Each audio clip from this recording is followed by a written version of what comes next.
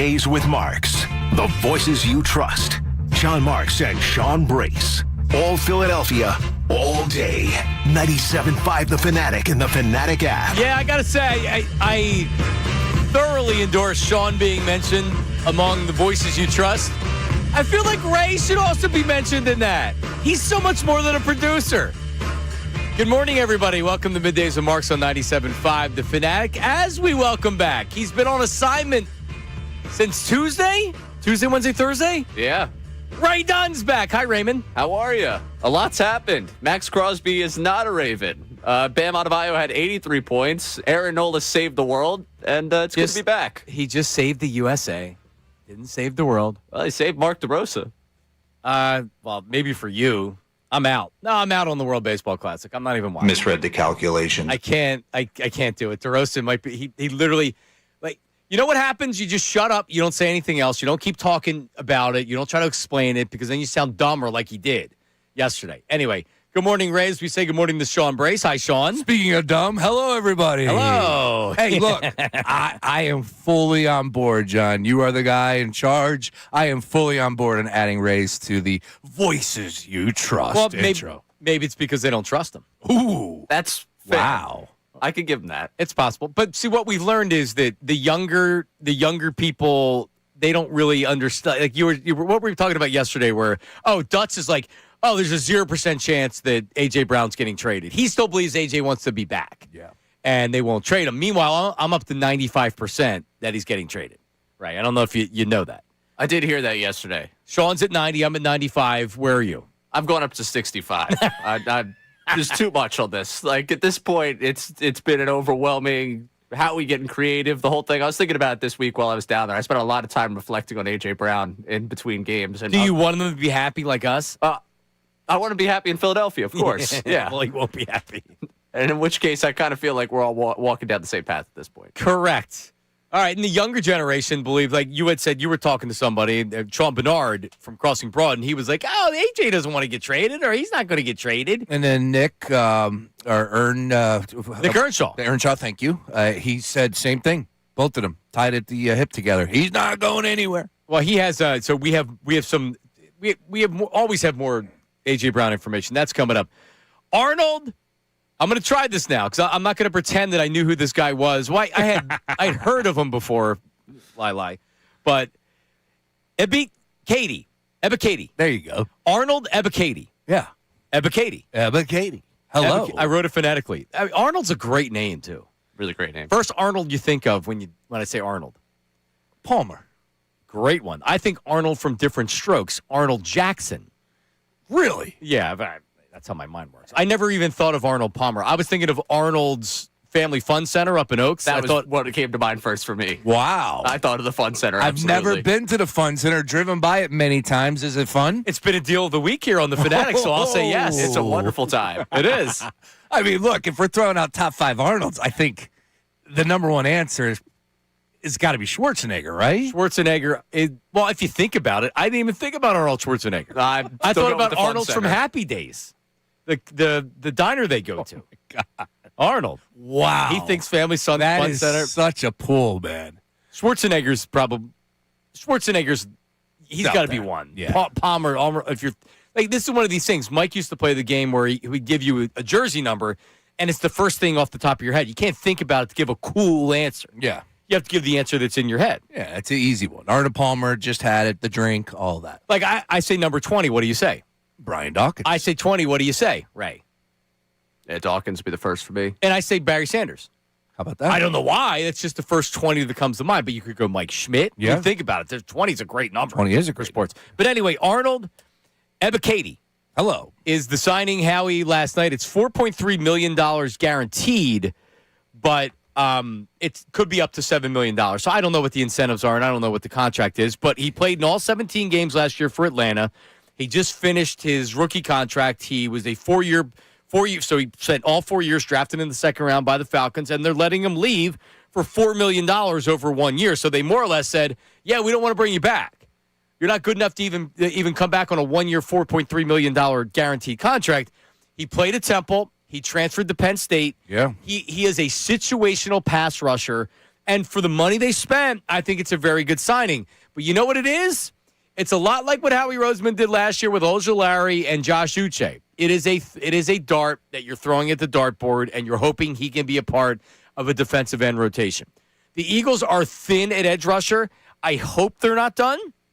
They may be done in free agency. He may take some more darts and throw them, but with the names that are left out there, unless he's making a trade and getting Grenard from the Vikings, which is going to cost you a draft and it's going to cost you a new contract, and the contract's not going to be cheap.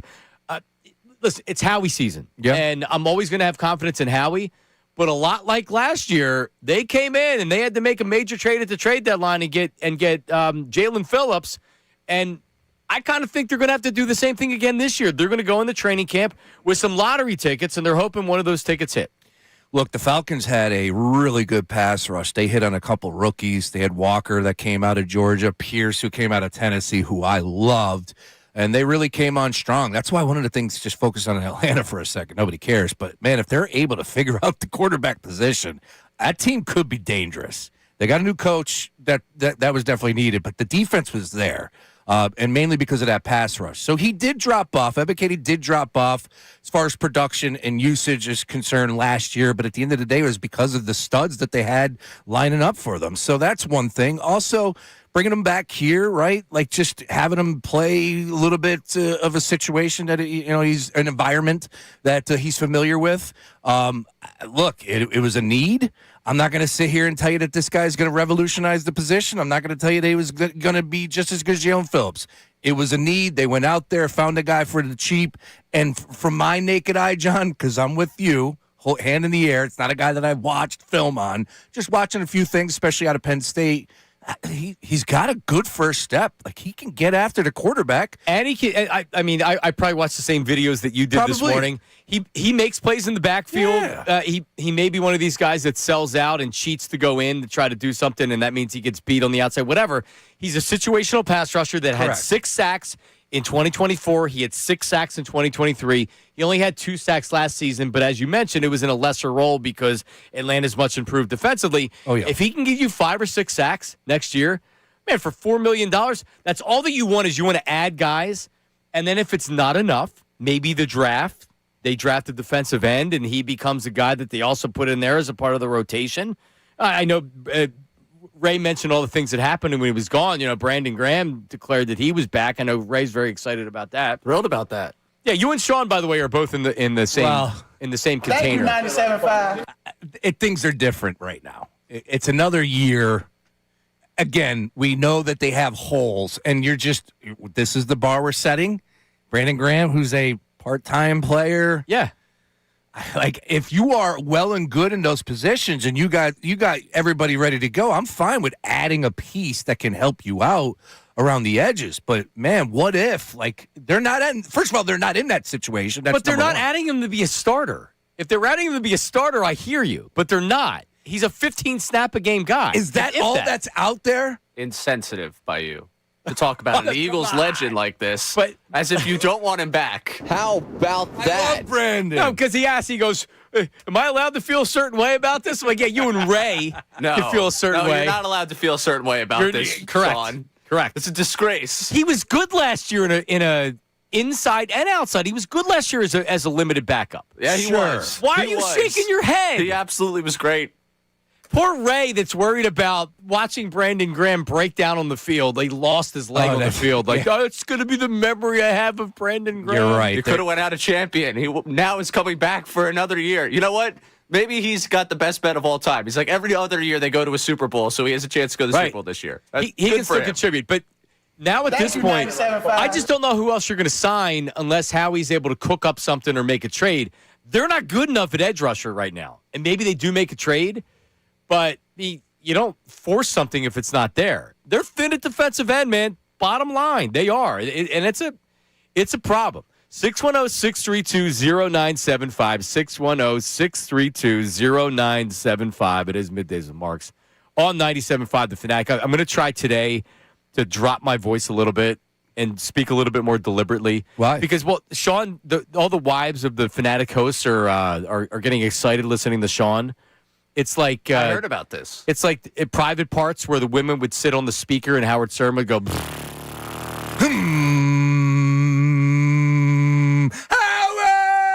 And that's what Sean's doing to Bridget Colarulo and John Kincaid's wife as well. Things have changed a little bit around these hallways, right? Everybody's saying, and I feel left out. Women like you, Sean's getting women to leave, hosts to leave their husband for him. No, Bill Colarulo, he tracked me down. So be ready. Some people are saying Bridget brace. Don't be surprised if it happens. The comment section, they can't help themselves. Oh, really? Yeah, I didn't get onto the YouTube comments yesterday. Chat. Yeah, they were all fired up. So for now on, I'm going to try to sound sexier on the air, Ray. Oh, all right. All right. So if I sound different today, a little bit more deliberate. Maybe I have to get some Blue Chews from Sean here on the air. Blue Chew Gold. I got you 4-1 over here. Back, guys. What's happened over the last 3 days? Good for the mind, body, and soul. They gave brother. Sean an ED endorsement. That's what's happened. All right. So coming up, by the way, it is a Yacht Rock Friday the 13th. Let's go. You know what that means? I'm not sure, but we're going to find out coming up. Also, Tim McManus yesterday joined us. He was awesome as always. But he echoed the concerns that we have about the defense and made some comparisons. Can we do enough on the defensive side of the ball? We'll find out coming up next. Middays with Marks, 97.5 The Fanatic. Now on 97.5 The Fanatic Sports Update. Busy Birds, I'm Ray Dunn with this Fanatic Sports Update. Eagles free agency continues. They signed Arnold Ebiketie, edge rusher, to a 1-year, $7.3 million contract, $4.3 that is guaranteed. Cornerback Jonathan Jones signed on a 1-year deal. They reworked Landon Dickerson's deal, and they re-signed punter Braden Mann to a 4-year, $14 million deal. Of course, we're all waiting to see what they're going to do with A.J. Brown. Patriots general manager Elliot Wolf spoke to reporters yesterday and was asked whether or not the reports of them going after Brown are true. Again, we'll explore anything that we think can help the team. So, yeah.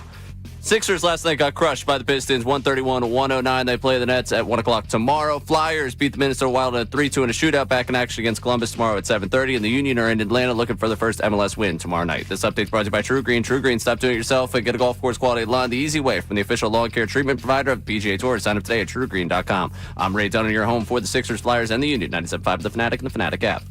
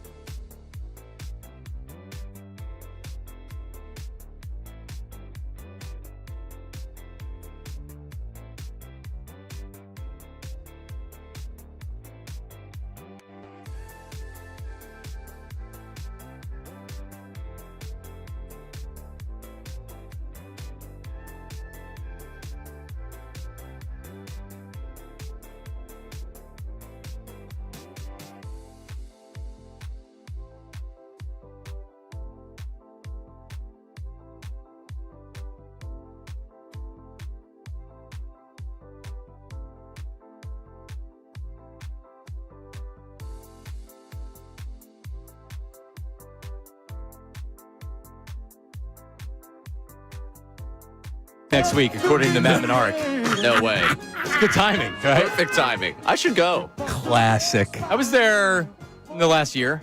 I will be there. We will be going. I will be taking advantage of the deal of the week, which you can find on 975thefanatic.com. Perfect for a Saturday where it's like, all right, what the hell are we doing on Saturday? Yeah. You go there, and there's rides, there's games. And if you had tickets this weekend, you could just walk right across the Oaks, PA, or whatever the convention center. What is it? The Expo Center. The Expo Center, thank you, and see the boat show. Oh, that's right. We gave away the tickets to the boat show yesterday. I found out we have more. No! We have 4 pairs if people want them. So, Ray, what time do we want to do? We're going to do another rapid-fire segment today. Looking at our schedule and seeing that we have a lot of stuff in the 1 o'clock hour, do we want to do the spot in the knockout tournament and the Sixers tickets? What time? 11:30.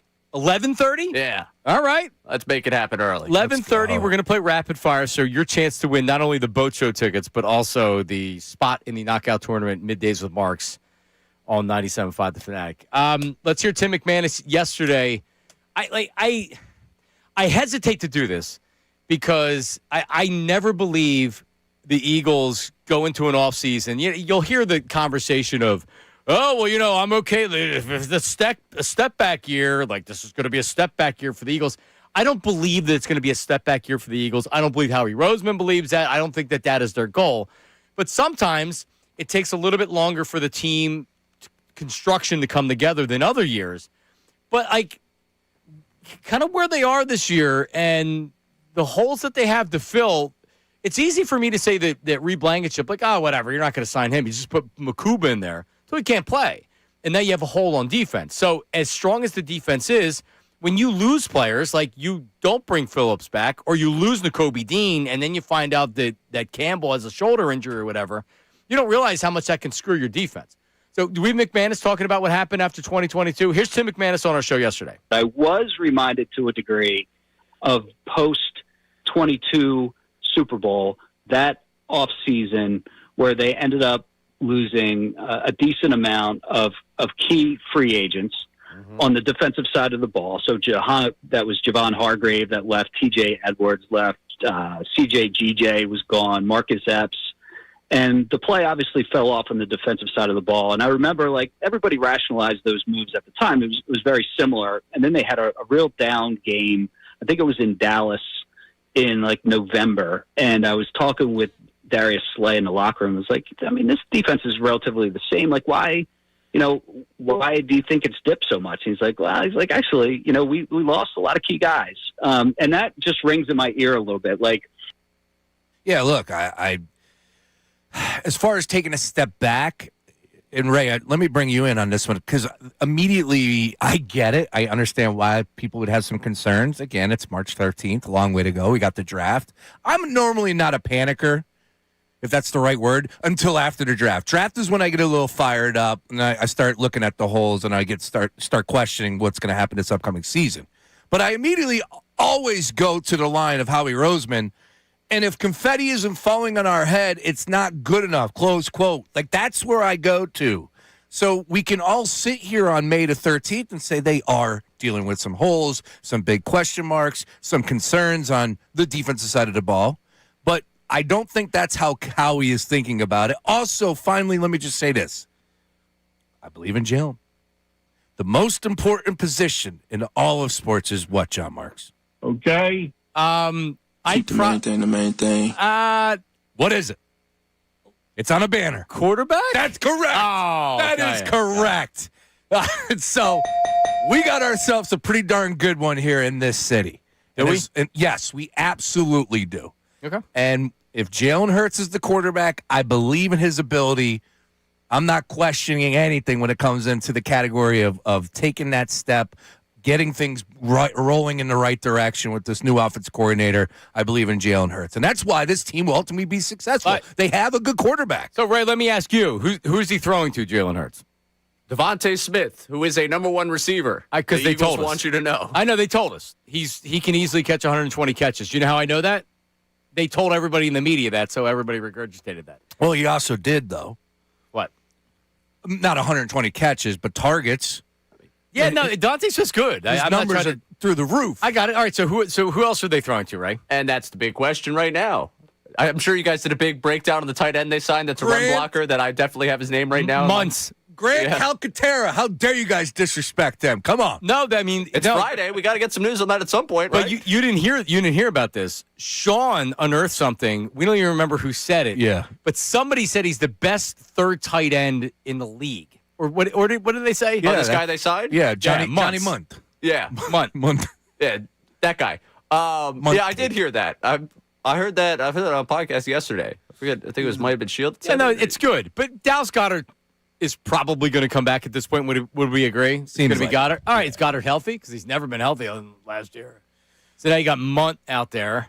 Calcaterra, who stinks. Come on. We're going to put that to the side for just a second. Calcaterra's back. Yeah, he's back. Sorry, I didn't even bring that up. I know. How could you forget? That was big news. It was tight end Tuesday. They signed 2 tight ends. Yeah, and then the whole Max Crosby thing happened. I assume they will target wide receiver in the draft, right? You better. You have to. What round? I would imagine 2 or 3. All right, so and best player available. Where are you going first round? Well, at this point, if it's tomorrow, All else being equal. I would like to say defensive end, but if it's not there, probably offensive line. Right. Yeah. You've holes. Correct. You do. Yeah. Look, You need depth on the offensive line. You only got 4 guys, and if you have 4 guys on the offensive line, you do the math. You're in trouble. Right. Yeah. But you need defensive end. It seems like the secondary's fine, other than maybe a safety, and they're not going to do that early in the draft. You're going to get me start panicking at the end of this show. That's what's happening right now. So they have one wide receiver that matters on this roster right now, and I know a lot of people are going to say A.J. Brown. A.J. Brown's getting traded. Yep. I mean, if he doesn't, awesome. Come back. As long as he's happy. But does anybody actually believe that he wants to come back and that he already, like, you know, when you've already decided in your head that this is what you're doing, that's what it is. You would have to walk back, coming back, like, you know what? All right, the Eagles can't trade me. I'm fine with going back. No, that's not. Do you have Albert Breer? Talking about A.J. Brown? I mean, the Eagles are still going to be a playoff team. They're still going to be a good team. They're still going to be a Super Bowl contender. Like, don't get it twisted. Team. Don't get it twisted. No, don't get it twisted. But also, and there's lots of time, and I've done this long enough to know that when you doubt Howie and you start yelling after 3 days of free agency, that he comes out and he finishes the team. And I fully expect that. But these are like, we have to do a show today. And they have a wide receiver that they're going to trade that fans still believe doesn't want to be traded. And then they have Devontae Smith, who's now Jerry Rice. Everybody else. Johnny Wilson? Well, I mean, like, I did like Johnny Wilson. I did. Listen, and then he got hurt. I like Devontae Smith, but it was somewhat embarrassing, the PR, the PR department and the fury they had with telling everybody that worked in the media Devontae Smith's the guy. It was every local and national guy. All of a sudden, it's like, oh, and Devontae Smith, he could be this guy, and they're bringing up Smith Najigma and everything with him. That's fair. No, you're right. The PR push was put on out there. I also think there is some sort of degree of podcasters and fans on the timeline that are smart and that are are entertaining that conversation and obviously doing the math, and Devontae's going to have to be that guy. And then you have to assess it and look at it. And I think it's a good conversation, too, as well. Like, I don't think we're just throwing something up against the wall. Devontae Smith, what is he capable of? Is he capable of being that guy? I think he could be capable, Ray, of a higher volume than AJ. And, like, he can be a true number one wide receiver. I think, like, absolutely. I think Devontae Smith's very good. I love Devontae Smith. But who's replacing Devontae Smith? I want Juwan Jennings. I want Juwan Jennings.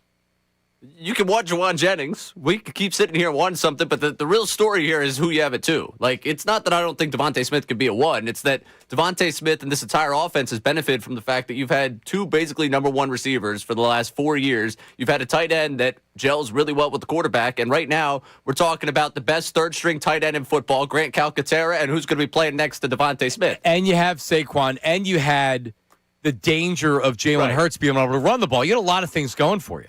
And now, and so that's my biggest worry. But here's this Albert Breer on AJ Brown. So I still get a lot of this. And Ray, can we? You said last night you were begging a friend to stop with AJ doesn't want to be traded. Yeah, we were out. I got to catch up with some high school friends. Love him, but yeah, he was like, I don't believe any of it. I'm like, dude, I don't even. It's almost like I don't want to try and convince you of this because it's going to make it seem like I'm trying to trade AJ Brown, and I'm not trying to trade AJ Brown. I'm just trying to tell you there's a reality here that AJ Brown is not happy. And I know he was on Michael Parsons' podcast and he was happy, but he's not. Like, we had Garofalo on NFL Network saying that Howie Roseman's trying to do trades where he does half of it before June 1st and half of it after June 1st, man. This is not just the run-of-the-mill business. Correct. And you know what else you missed when you were gone? So Schefter came out, and so it's like, okay, well, here are the Eagles speaking to everybody, saying they don't want to trade him, but the reality is that he wants to be traded. If I speak, I'm in trouble. Yeah. Right? Yeah. Well, here's Albert Breer up, and this is NBC Sports Boston. Here's Albert Breer talking about the AJ situation. His legacy, where he's going as a player, all of that different stuff has been hampered by the offense and the quarterback to some degree over the last couple of years. And that's caused some friction. I mean, I think you've seen some of the video clips where he throws his hands up. I had real questions. Like, I watched him a bunch last year, and I thought, like, to some degree he lost a step. And some of the teams that studied him told me that to them, it wasn't that he lost a step, it's that he looked disinterested at times. And I thought that was an interesting kind of nugget, too. Yep. I was saying it during the regular season. He's not mad, he's indifferent. That means he's going through the motions. He was going through the motions in a lot of those games. We saw it. I don't think there's any debating that. And if that's the case, if your sole hope is the new offense is going to change that and it's going to reinvigorate AJ, I think you're making a major mistake.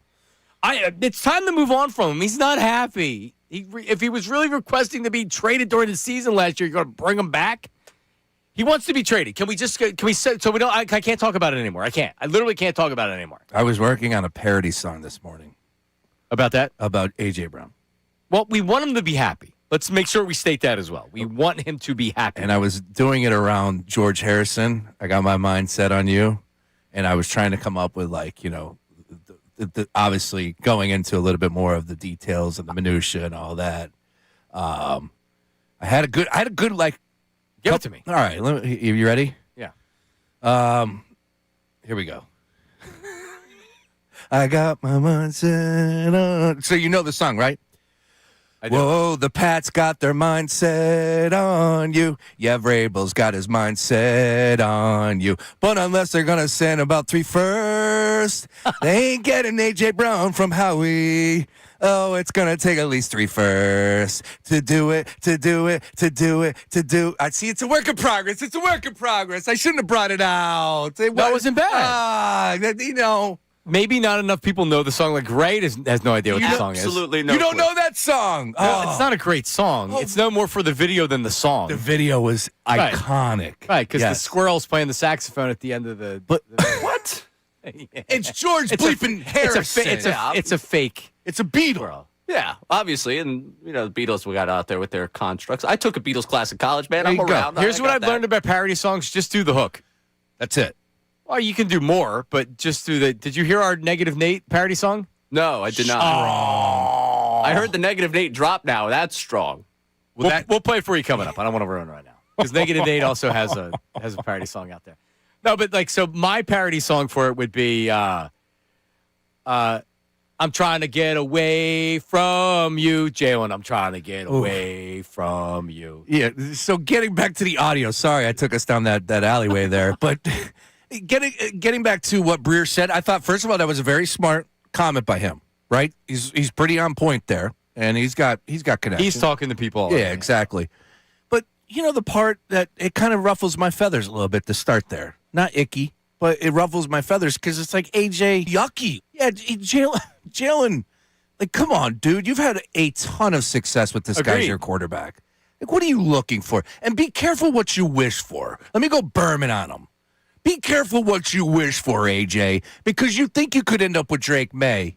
And then all of a sudden, something happens with Drake May. Who's their backup, right? I don't know. You think you could end up with Drake May, and next thing you know, you're traded to Cleveland. I don't know.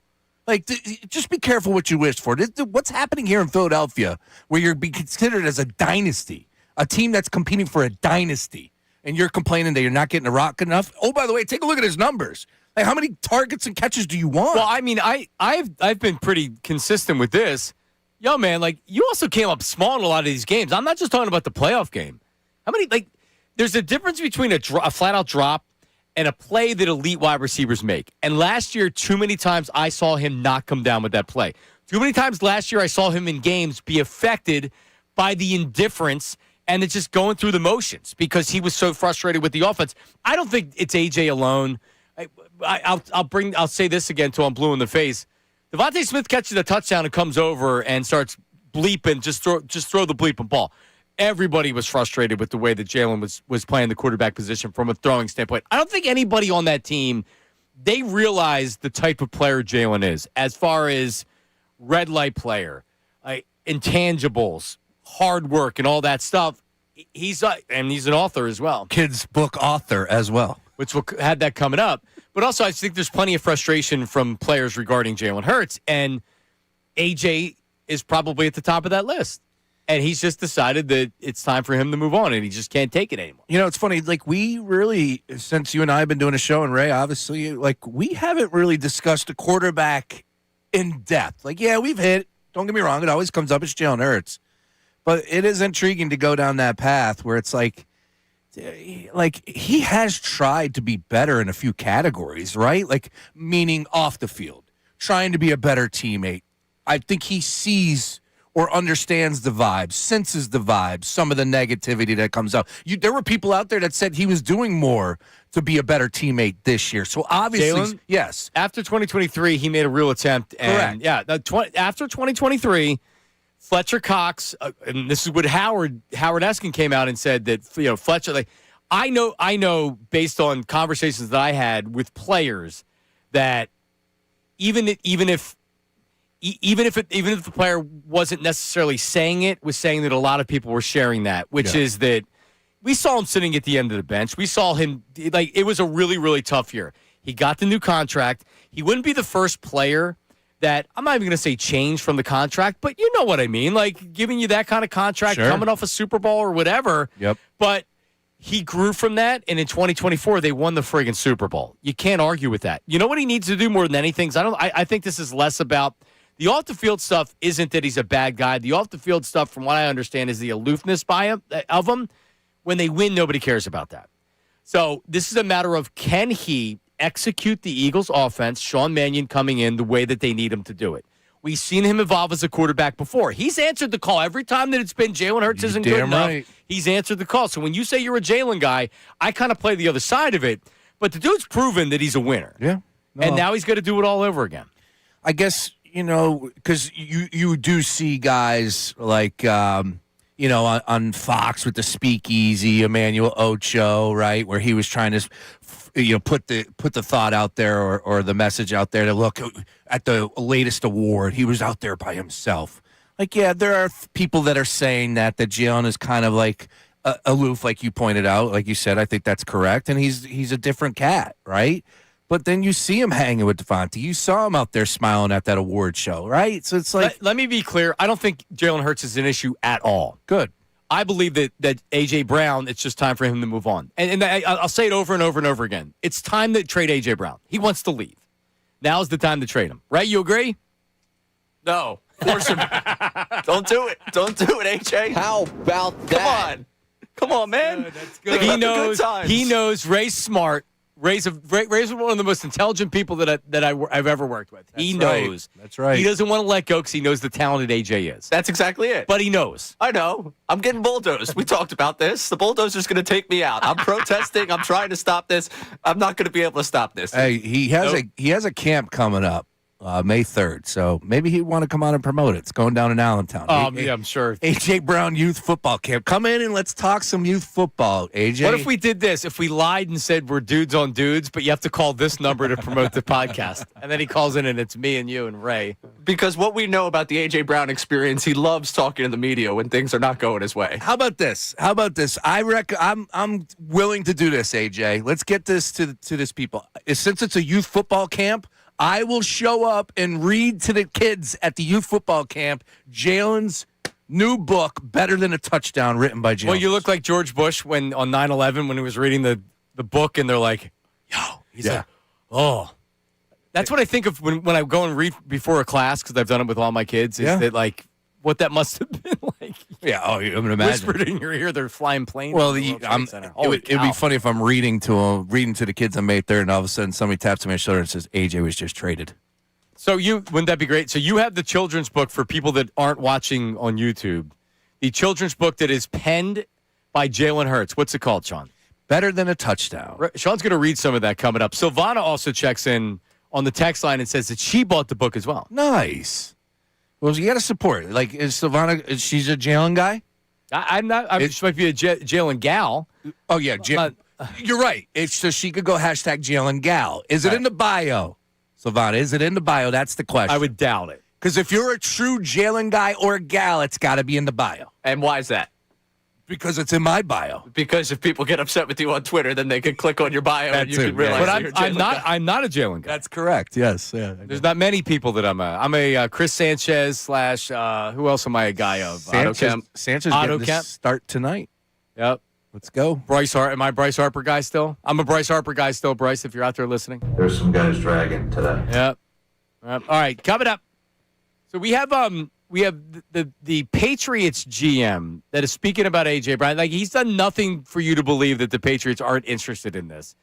And I think it's a matter of time. Also, the voice memos. Oh, yeah. All right, voice text message. We have the phone line, 610-632-0975. We have the text line, same number, 610-632-0975. If you want to send us a voice text, not you're dictating into the phone on your voice. You're actually hitting that little plus button next to where you send a text message, and you hit audio, and then you send us a text message with what you're saying. Name, location, occupation is what we asked you to start the text off with, and then give us your point. 30 seconds, 45 seconds, maybe a minute can be about the relevant sports that we're talking about, like with A.J. Brown. Can everybody just admit that A.J. Brown wants to be traded? Can't we just agree on something with A.J. Brown? Ray, if you want to disagree with me about A.J. Brown and whether you want to trade him or not, I'm not even going to argue with you. I think there's good points to make on him not trading him. Yeah. But you can't. Yeah. He wants to be I can't traded. fight what's happening in front of me. So anything with that, and also just anything random or whatever, we'll play them over the course of the show. Yesterday we had somebody call in, a truck driver, that said, "Guys, I love the show. You have me laughing. You guys are great." And he brought your name up, and you weren't even on. Great. I was listening to that as I was driving from the airport. 610-632-0975. So the GM of the Patriots, Elliot Wolf, met with the media yesterday. He talked about A.J. Brown trade rumors, didn't pour water on him, and also talked about his relationship with Howie Roseman. We'll play that for you coming up next. Middays with Marks, 97.5. The trade deadline has passed, and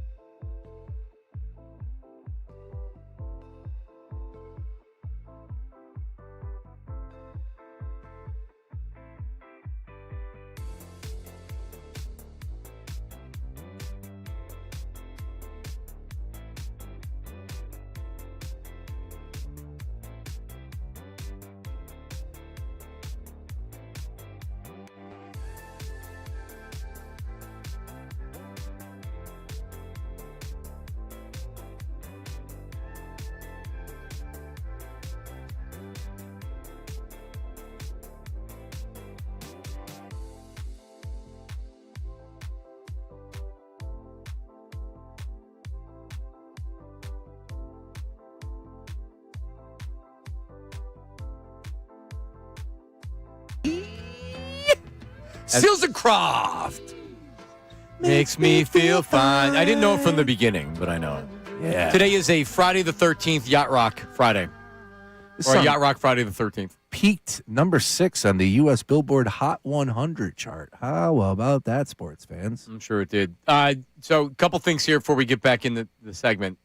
Matt Menark, our what's his official title there, Ray Dunn? Voice Production director? Production director, imaging guy, does all the opens and things like that. Yeah. He's wearing a Don Mattingly Phillies jersey today. It's insane. And I could tell you I will be purchasing one very soon for my mom. Who's a big Donnie baseball fan. That's right. I love it. Don Mattingly, for me as a kid, he's 80s baseball to me. Donnie baseball with the mustache, great hitter. Absolutely. Just good enough to not be a Hall of Famer. I think, Adam, you might have been out, and I was on with Ray, I think, when he was filling in for you, but my one baseball memory card collection from back in the day was I had a Donnie baseball rookie card. And I remember trading it with my neighbor. And I know exactly what the card looks like. I can see it in my head. So it's like Don Mattingly. Yeah, absolutely. And remember, the Yankees stunk, and he was the only good player. They didn't win anything in the 80s. They didn't win until the Jeter Brocious those teams. He was the only good player on that whole team. Yeah, my Little League coach was a diehard Yankee fan, so yeah, he used to bust the Stones all the time. And Donnie Baseball, now the bench coach of the Philadelphia Phillies. And he's going to bring Bo Bichette with. How about that? How about that? Yep. So we have that. During the break, Brendan Petrilli, our promotions coordinator, and Sean Brace were having a very in-depth conversation on Bago. Oh, yeah. Or cornhole, whatever you go with. I don't really care. I'm more of a cornhole guy. He's a cornhole aficionado. So he posted a video, and he's practicing, getting ready for the season, and he's throwing 100 bags a day. 100 bags a day. Is that what he's saying? That's correct. All right. There's two things that I have very little interest in. One is cornhole, and two is pickleball. All right, and it's not because I disrespect pickleball because I like racquetball and tennis. I'm just never going to play it, so I'm not going to pretend that I'm going to play it.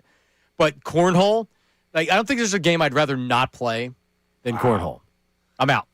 See, Ray, I'm a big cornholesman. You are. Yeah, I enjoy it. Good tailgate, toss the bag. Yeah, I have a good time with it. Dude, I guess it comes down to if you're a drinker.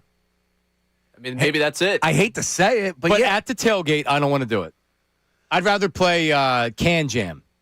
Oh, at the tailgate, that's a little complex for the parking lot. You're going to take somebody's head off. Agreed. Or a windshield. But that's my vibe is on the beach Can Jam. But Okay. I've done it at Phillies games. I've done it at tailgates. Well, all right, listen, if you don't have control with the Frisbee, if you're giving some lunatic a Frisbee, you could hurt somebody. I'm not a Can Jam type of guy. You're not, I agree. No, Because you can't do it with a beer in your hand. Well, you could. You could. It's a little difficult, yeah. You could. Pull it off. So Anyway. we do have a new game that's taken over the summer or the backyards. What? It's called bucket golf. My guy Colin and I. Oh, dude, it's insane. Is that right? Insane. Yeah, it's like these big wiffle. Think about the pickleball, and you get these big clubs, right? Like the little wedge, and it's cool. We have a good club. Yeah, and I mean, you could set up. It comes with 3 holes, and you set it up. If you have a good backyard, look out. It's insane. I have a good backyard. You got a good backyard? Then I have a good backyard. Dude, you can set up a nice bucket golf course, Are man. you guys pro or anti spike ball? Oh, that's Pro. too much. Bro. It's a lot. Well, It's a lot. out I'm on the a beach guy. Yeah, I enjoy the beach, but the Can Jam's a little much movement for me. I agree. Spike ball takes it to a new level. Yeah. I have friends that are way too invested in the spike ball. We're It's pairing competitive. off. Yeah, It's competitive. We have a barbecue at someone's house, and all of a sudden, I'm drenched in sweat because Yeah. I'm flying all over the place trying to play spike ball. It's the same people I was out with last night. The one I was begging about the AJ Brown stuff. Gotcha. Yeah. They're nuts. I'm Too much not of a a spike spike ball. ball. No, definitely not. Yeah, I could see that. I could see, but you don't want to be you're not trying to win the Olympics when you're playing these games. You're looking to socialize and sip. You can't beer and whatever. social. Yeah, you can't socialize with. No, with everybody's going spike ball. nuts. Yeah, Sweating. Yeah, it's not, come on, man. It's too much. Come on, everybody relax. Yeah. I'm at the beach. I want to relax. Yeah, good luck with My kids. my daughter's trying to get me to bury her 100 times. I get it. I just want to relax. All right. Well, Elliot Wolf, he relaxed. He didn't make the trade when he had to because he didn't want to bid against himself. He knew nobody else was seriously in on the conversations with A.J. Brown as far as a first plus. Elliot Wolf met with the media yesterday and spoke on A.J. Brown, the trade rumors, and Howie Roseman. Here he is. Reports and rumors out there about the team having interest in trading for A.J. Brown. Is that a situation you'd like to continue to explore? Again, we'll explore anything that we think can help the team. There you go.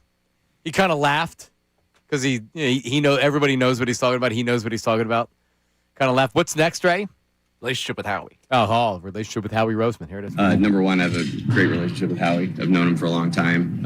They actually put in a permission slip for me when I was in Green Bay as a young scout, and that got blocked. But so I've known Howie for a long time. We have a good relationship. We talk, often. He's obviously a great resource and someone you can learn a lot from. Yep. Everybody, they look at Howie. I don't think anybody dislikes Howie. Remember, for a while it was they don't trust him because he's a snake. You hang up the phone. Right. Now they realize, hey, man, Howie's a good guy to have a relationship with. Howie doesn't try to make trades to kill the other GM and the other team.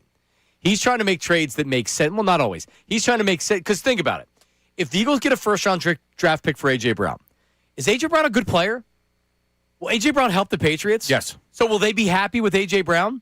Yes. Yeah, and the Eagles would be happy with getting a first-round draft pick because they know he wants to move on. Yes. They're the kind of trades you want to make if you're a GM. You don't do deals with NFC teams because you don't want to help them. Unless it's the Ravens. I hope everybody fleeces the Ravens from here on out.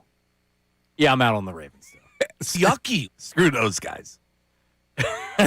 So dirty.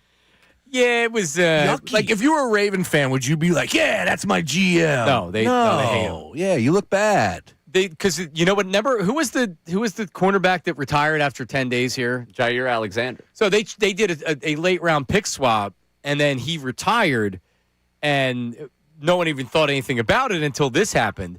So they didn't get the draft pick back, but they got money back from the player in the Ravens. Did you see this, Sean? Yeah. And they got like $900,000 back because of the signing bonus and the cap hit, and they got some credit for the cap. So they're not paying the cap charge, and they got almost $1 million back because obviously the trade. So this is that you're right. That DeCosta guy's the exact opposite. He's like, oh yeah, Jair Alexander, he's fine. He's perfectly healthy.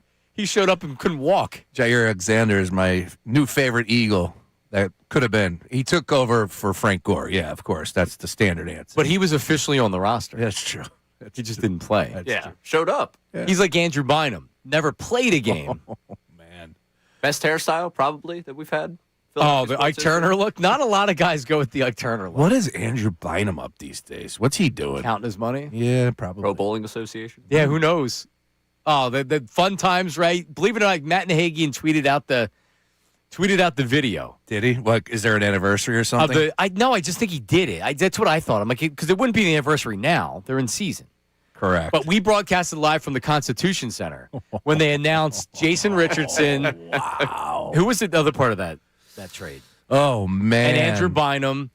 And we had Bynum live. We had Richardson live. And Good time. Oh, good times. They're going all in, man. Okay. This is to win it. But he wasn't just bowling. He was like drag racing on Delaware Avenue as well. Yeah, he was a different cat. All of this without playing at all. Made a lot of headlines. Correct. Jersey guy too. Oh, that's right. Is he like Teaneck or somewhere up at the top of the? I believe so. Yeah, somewhere up in North Jersey. All right, coming up.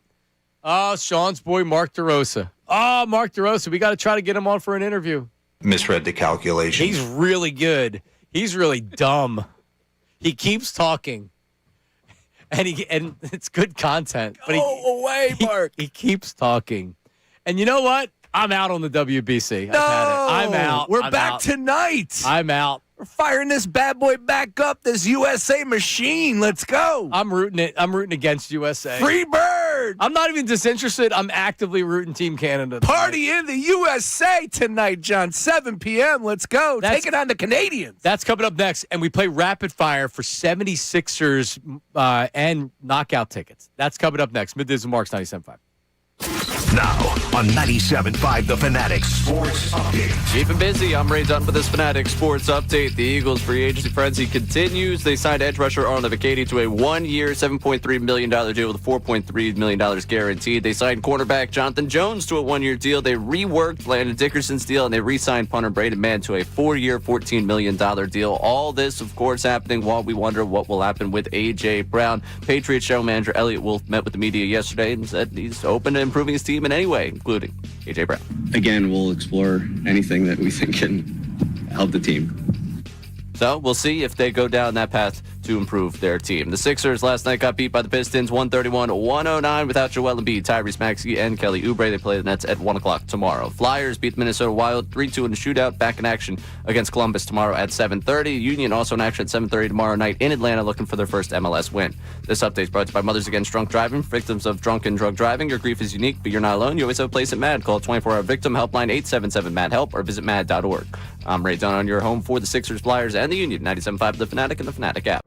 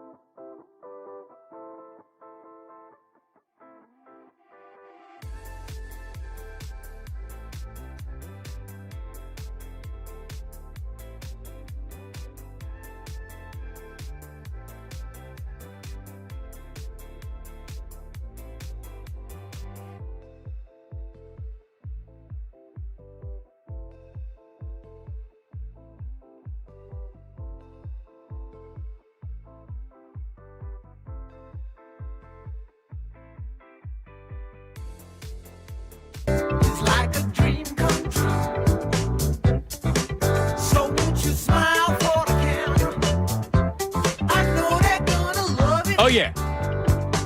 It's the Yacht Rock Friday the 13th. Middays with Mark, Sean Brace, Ray Dunn. I feel like, I used to bartend way back in the day at this chain restaurant called O'Charlie's. I was a daytime bartender. It was a great gig. I did like Monday, Wednesday, Fridays, made good money tips. That song I feel like was playing 90% of the time. In the background. Yeah, for the restaurant. Yeah, I like it. Yeah, it's good. Honestly, I can't listen to any other music right now.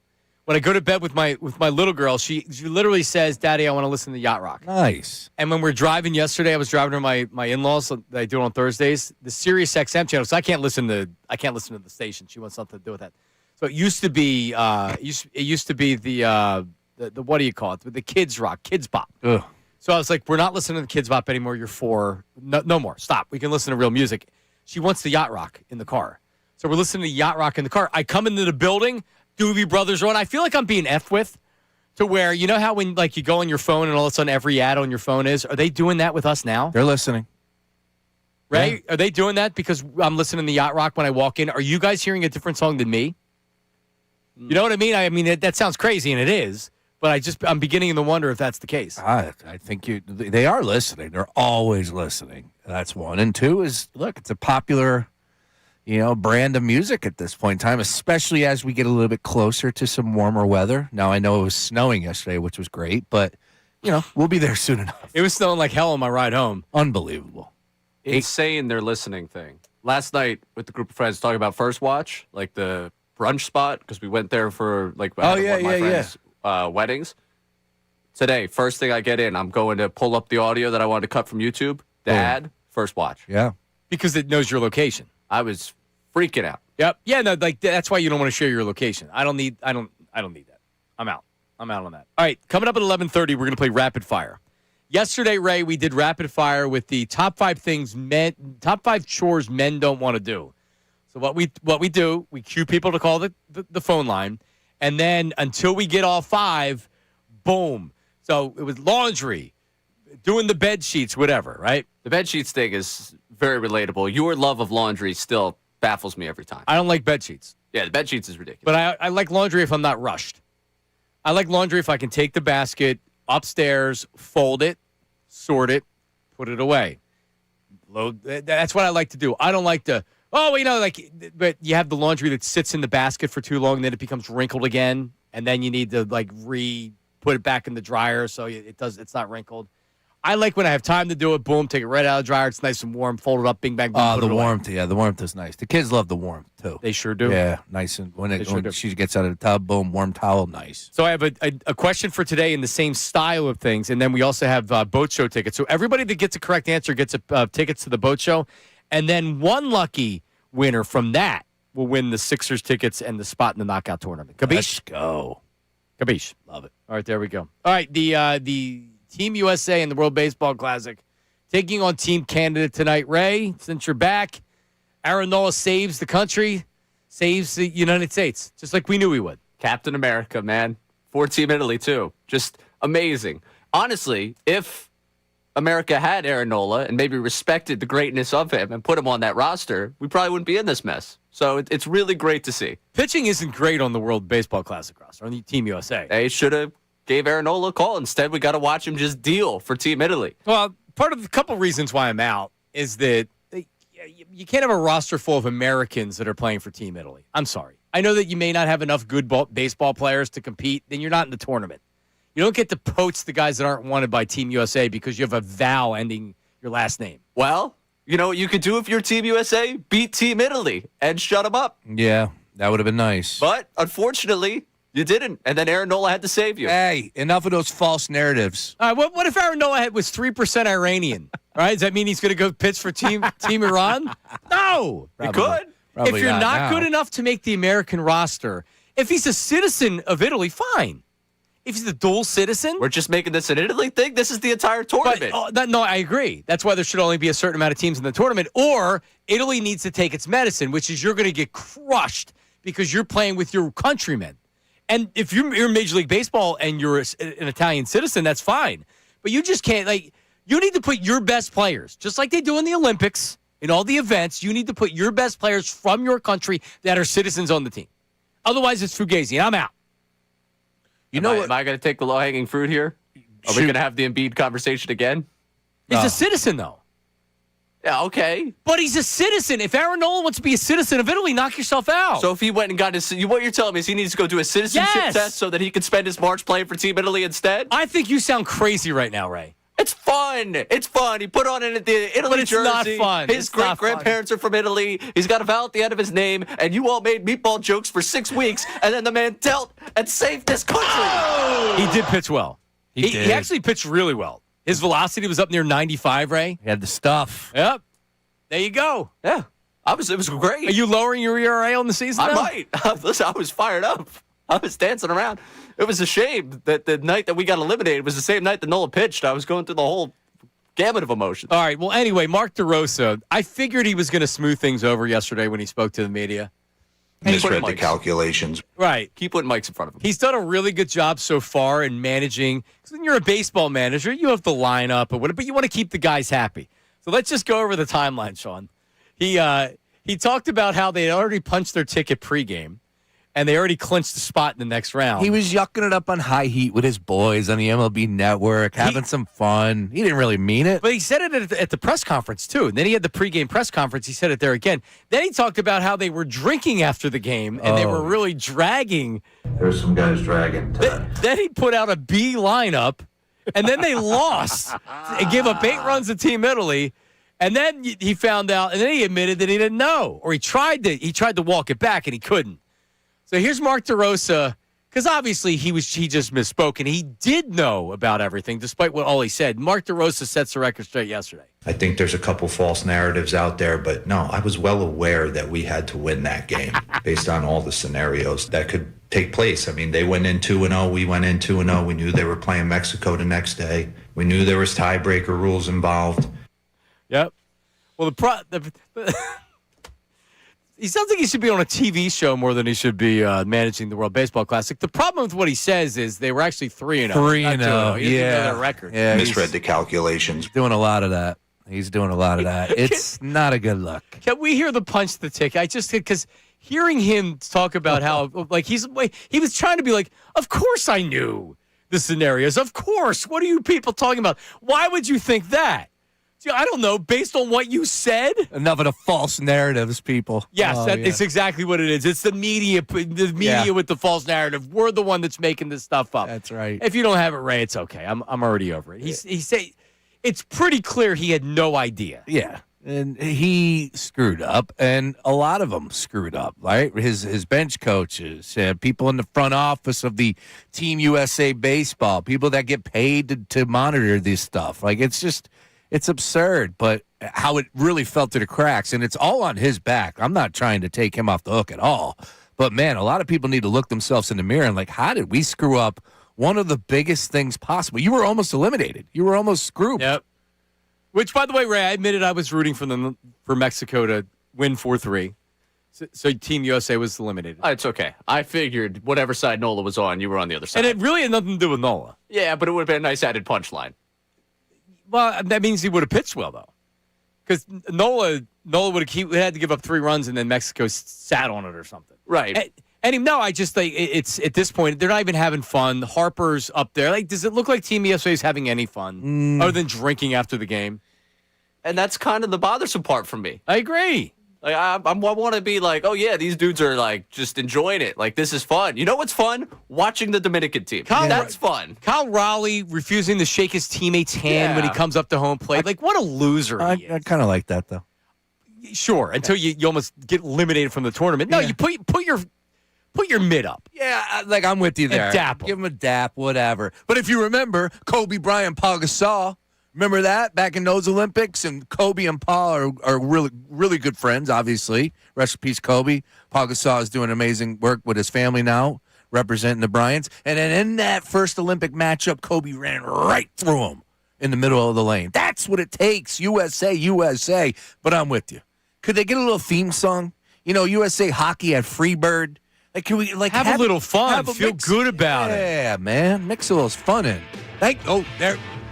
My God, is that USA's baseball's music for the WBC? Let me tell you something, brother. But to your misread the point, calculation. imagine if they all came out and they were doing the Hulkster with the hand up to the ear Now we're to the cook- crowd. Yes. Something fun. Yes. That's why I'm not interested. This has been no fun. They lost. They gave up. They were down 8-0 to Team Italy because the dummy manager had his team drunk the night before. All right. And they were dragging. Now, let me ask you this. It was obviously a group stage. Now we got do or die. Now it's go home, win or go home. So things are a little bit different. Higher tension, right? Sure. So tonight, when we get first pitch at 8 p.m., Logan Webb versus Team Canada, will you be watching? Isn't Filippo Mont on Team Canada? I mean, how could they have a chance? That is great. USA Imagine him getting the last out. would kind of go crazy. No, they win the night. USA get minus 900 right now. Local sports book. Yeah, I'll have it on because I'll have it on. If I could sit here and say I'm not watching it, I could have it on. Tonight is an epic television day. It is? Yes. What do we got? Oh, a lot. Oh, you get tournament. Yeah. Multiple tournaments going off right now. And, of course, the WBC this evening. Oh, by the way, the players, get a little replay of that. Oh, I'll be belly up in Conchi. The Players Championship. Golf. Oh. See, you guys just. I saw it on yesterday. I was like, I know something that Brace is going to be tapped into this weekend, and John's going to complain about on Monday. Yeah, no, I mean, as long as we don't talk about it, you can watch whatever you want. Ricky Bo came in here and changed the television yesterday. The problem was they were in a weather delay. Yeah. Like, yo, like you want to put golf on, that's fine. I'm with you. But they were in a weather delay. Oh, yeah, because baseball players are always good golfers. Yeah. So they golf. He's really Is good. Rick a stick? Is he a stick? Yeah, he can absolutely crush them. Yeah. Oh, yeah. I bet. I could see that. So just when you thought DeRosa couldn't be more awkward, he was asked about Bryce Harper. So Bryce Harper didn't get the start in the game that people thought were putting out a B team. When I saw the lineup first come out, because I knew they didn't clinch, I'm like, damn, they pulled Harper. I thought they kind of sat him down because let's face it, Sean, like this is a group of all-stars, and if you're struggling at the plate, I think the manager kind of has to like taking Bryce Harper out of the lineup is pretty ballsy. But this isn't the Bryce Harper that was winning MVPs. You know what I mean? Like, if you're trying to win a tournament, you're trying to win a tournament. But still, like, if Aaron Judge was 3 for 14, because that's what Bryce Harper was, 3 for 14. If Aaron Judge was 3 for 14, are they taking him out? Probably not. Right. No. But he's Aaron Judge. Bryce Harper's not Aaron Judge. That is I mean, correct. let's be honest about it. Yep. They're a good club. He's a good player. But is he elite?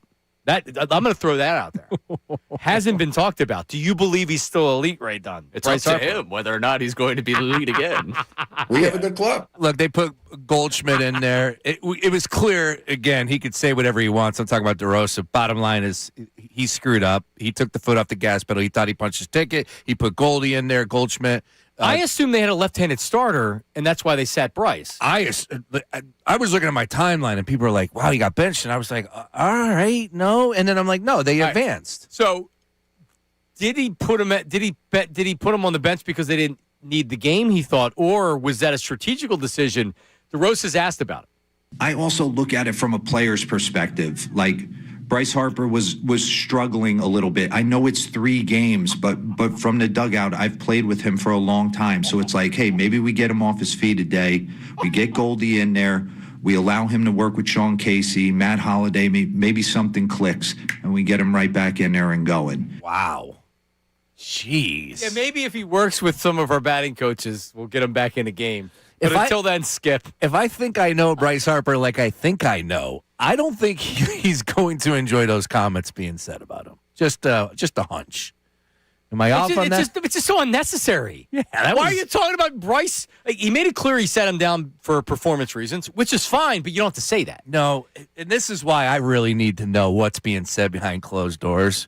Like, when they were popping bottles and guys were dragging. There's some guys dragging today. Were they really celebrating in that moment? Because it seems like more DeRosa talks. Like, he's trying to cover his own keister here. Right? Of course he is. Yeah, I mean, it's fairly obvious that he's totally clueless. So now he's asked about Bryce Harper. He's saying that maybe who can he work with? Who does he want to work with? Sean Casey, and I forget who else is there. Matt Holliday, right? Matt Holliday. Hey, Bryce, listen. Come over here. I want to talk to you. It's something to click. I'm going to start Goldie today, but I want you to work with Holliday and Sean Casey on your swing, and then maybe we'll try to get you back in the lineup before the end of the tournament. Misread the calculations. Oh, my God. Good spin here, though. He's going to be so annoyed with Mark DeRosa that he forgets about the whole Dave Dombrowski thing.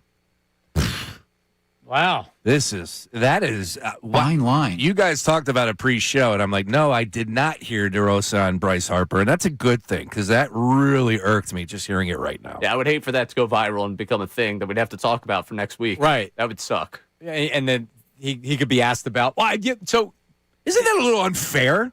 Can I stick up for Bryce for a it's second? 14 at bats. It's ridiculous. Thank you. It's ridiculous. In March. No, it's ridiculous. Yo, D-Row, relax, bro. Now, to the other side of that, we did have the whole conversation of would it just be great if we had an awesome World Baseball Classic and we put the whole not elite thing to bed? No, it doesn't matter because we saw what takes place with spring training / the WBC. Trey Turner went off. Trey Turner, that's Didn't why carry it doesn't over. care. I saw Ryan Howard rip it up at spring training. He still couldn't hit the baseball to start the season. Like, none of this matters. None of it matters. And by the way, here's how you answer that question.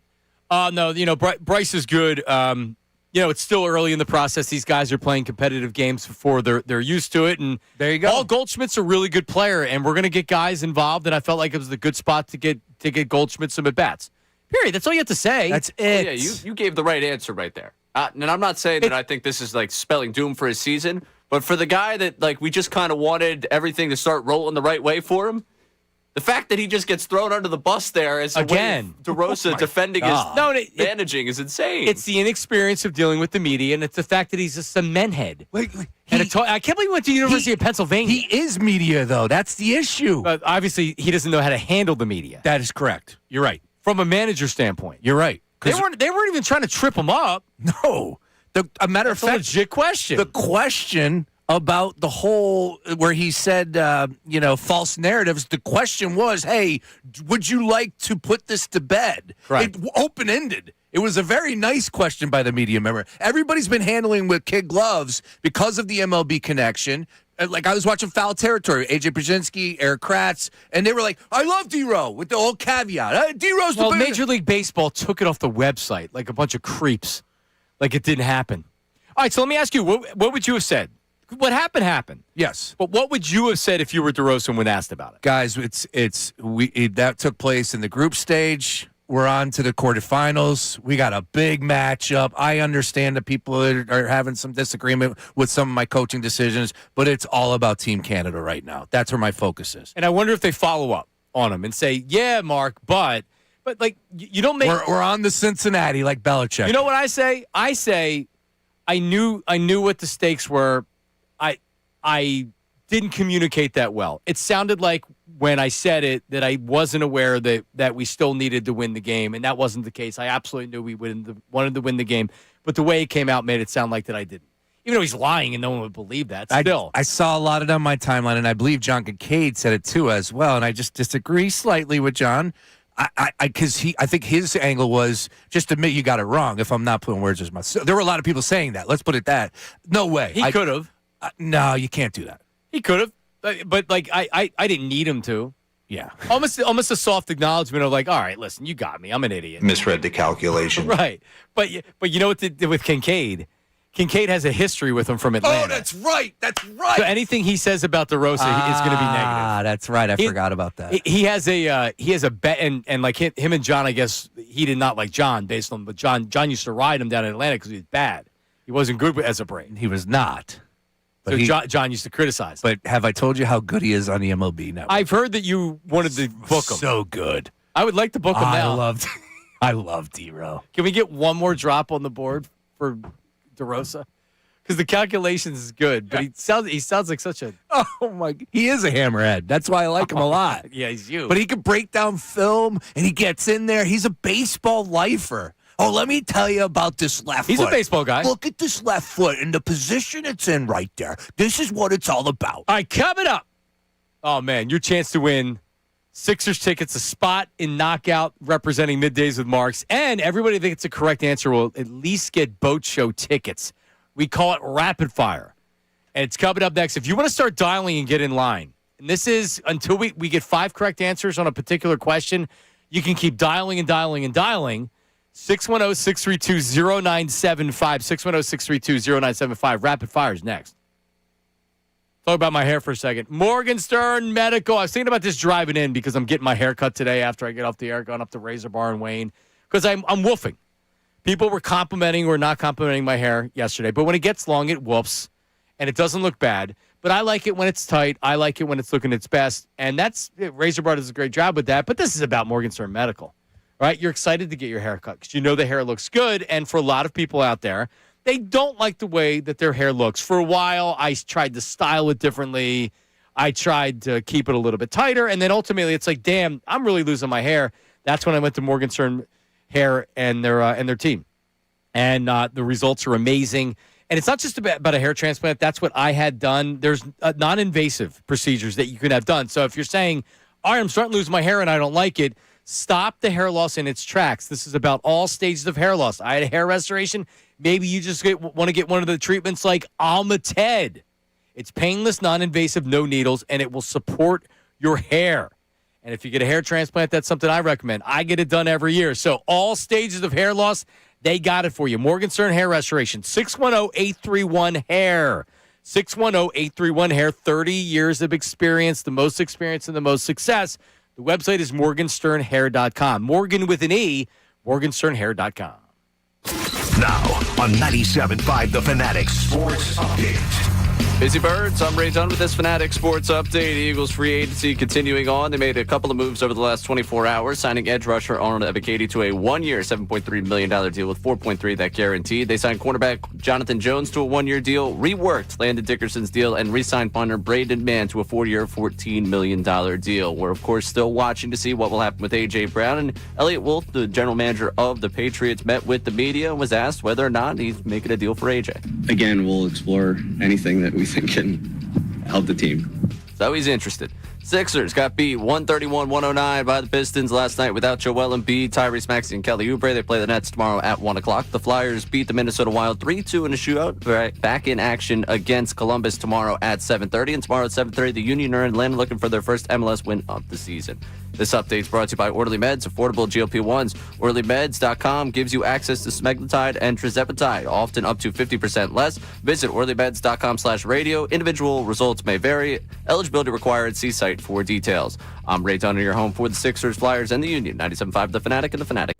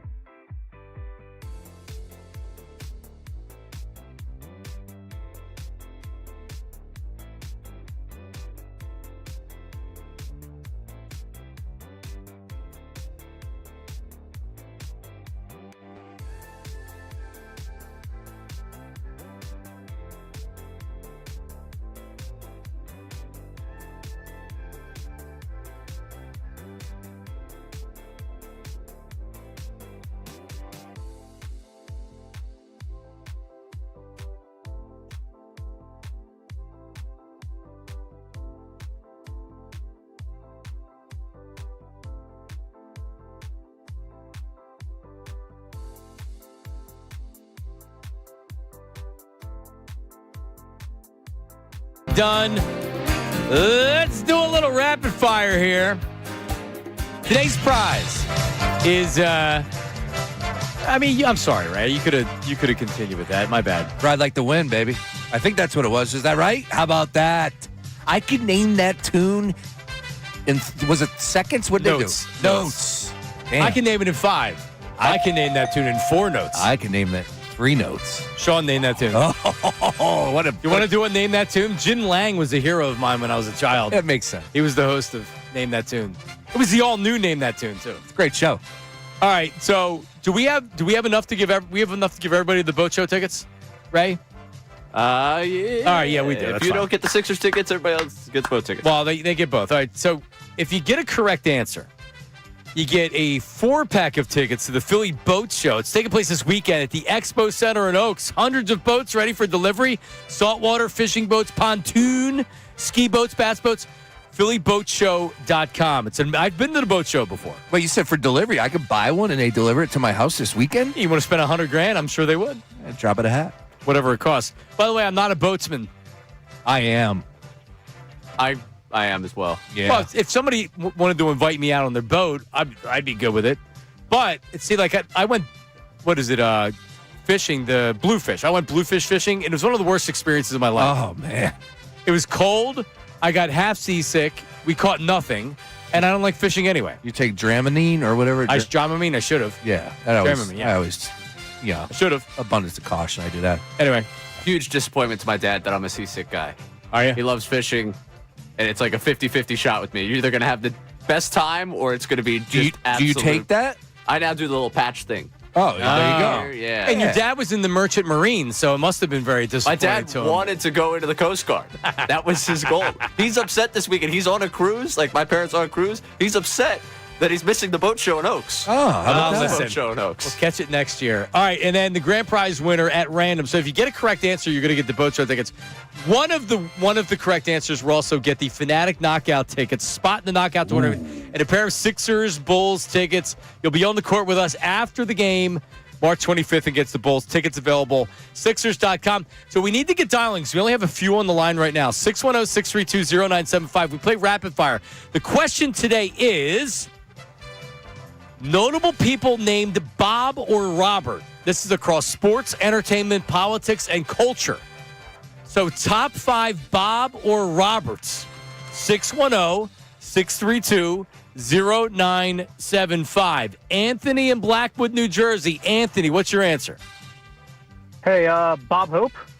Bob Hope is incorrect. Wow. He's actually a honorable mention. That's a first call. It's Bob Hope. That's Great a pull. answer. Yeah, it was a wrong answer though. 610-632-0975. Rashid in West Philly. Rashid.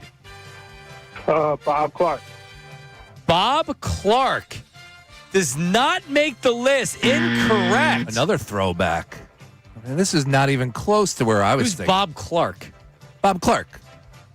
You talking about Dick I was Clark thinking of the Dick- 25,000? Yeah, I was thinking Dick Clark. Who the hell is Bob Clark? I think he thought it was Bobby Clark. Bobby Clark. Oh, Bobby Clark, the hockey player. Yeah, yeah. We gotta say Bobby. Yeah, I was gonna say Bob. Who the hell's Bob Clark? Well, yeah, Bob Clark. Yeah. People did call him Bob Clark. That's how much of a loot. That's how much I don't care about the Flyers. I don't even know Bob Clark when I hear it. No one calls him Bob Clark. I know they don't. Andy and Lambertville. Andy, what's your answer? Hey, Johnny, okay. I'm going to say Robert Bobby De Niro. Bobby De Niro, of course, makes the list. Number 2. You think about it. No one called Tommy Lasorda Tom Lasorda. No, if he would have said Bobby Clark, I would have said no. I mean, no one called Ricky Metallico Rick Metallico. I immediately went to Dick Clark because we're doing a game show. Yeah. That's where my mind was. I don't have to. You're worried about the timeline. No, I give the middle finger to everybody out there. I don't care. I'm being honest with my I don't care. They're going to get us. Yeah, I screw everybody. Ricky Metallica. No one calls him Rick. I don't even think his mom called him Rick. That's true. I call him Richard. Well, I mean, I call him Dick. Let's go to Bill. Bill in Westchester. Bill, what's your answer? What? I didn't even hear the question. So the top five notable people named Bob or Robert. Robert De Niro is off the board. How about Bob Barker? Bob Barker does not make the top 5. He's an honorable mention. Can I ask? I think I would go more music related. Would you say I was right with that? One music, okay. 2 music. Yes. Yeah. There's 2 musical acts. There on you there. Good hint. Yeah. Matt and Conshohocken. Matt, what's your answer? Matt, 3 seconds. I don't even know if he's there, but he's out. Angry Al checking in. Angry Al. No way.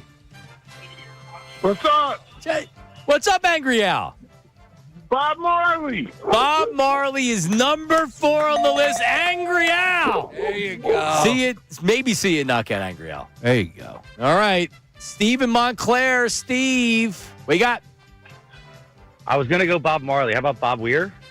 Bob Weir, and it's in Sean's heart. It's not on this list. Love you. I never heard the name Bob Weir before he died in my life. Goodness, John. Steve in Georgia. Steve. Bobby. Robert Downey Jr. Robert Downey Jr. is correct. Number 3 on the list. All right. Colin and Lafayette Hill. Colin, so far gone. De Niro, Downey Jr., and Marley. There are 2 remaining. Colin, go ahead. I was going Bob Weir for Sean. But, Yeah, my how man. about I got to pivot, so probably not on the list, but Billy Bob Thornton. Billy Bob Thornton it's not correct, but it's a good answer being that you're on the spot. All right, so here's what I'll give you. One's a musician, the number 1, and the number 5 is a political figure. Number 1's easy for the musical act. Just think about Agreed. it. Old school. Dwayne in Philly. Dwayne, what's your answer? Bob Marley.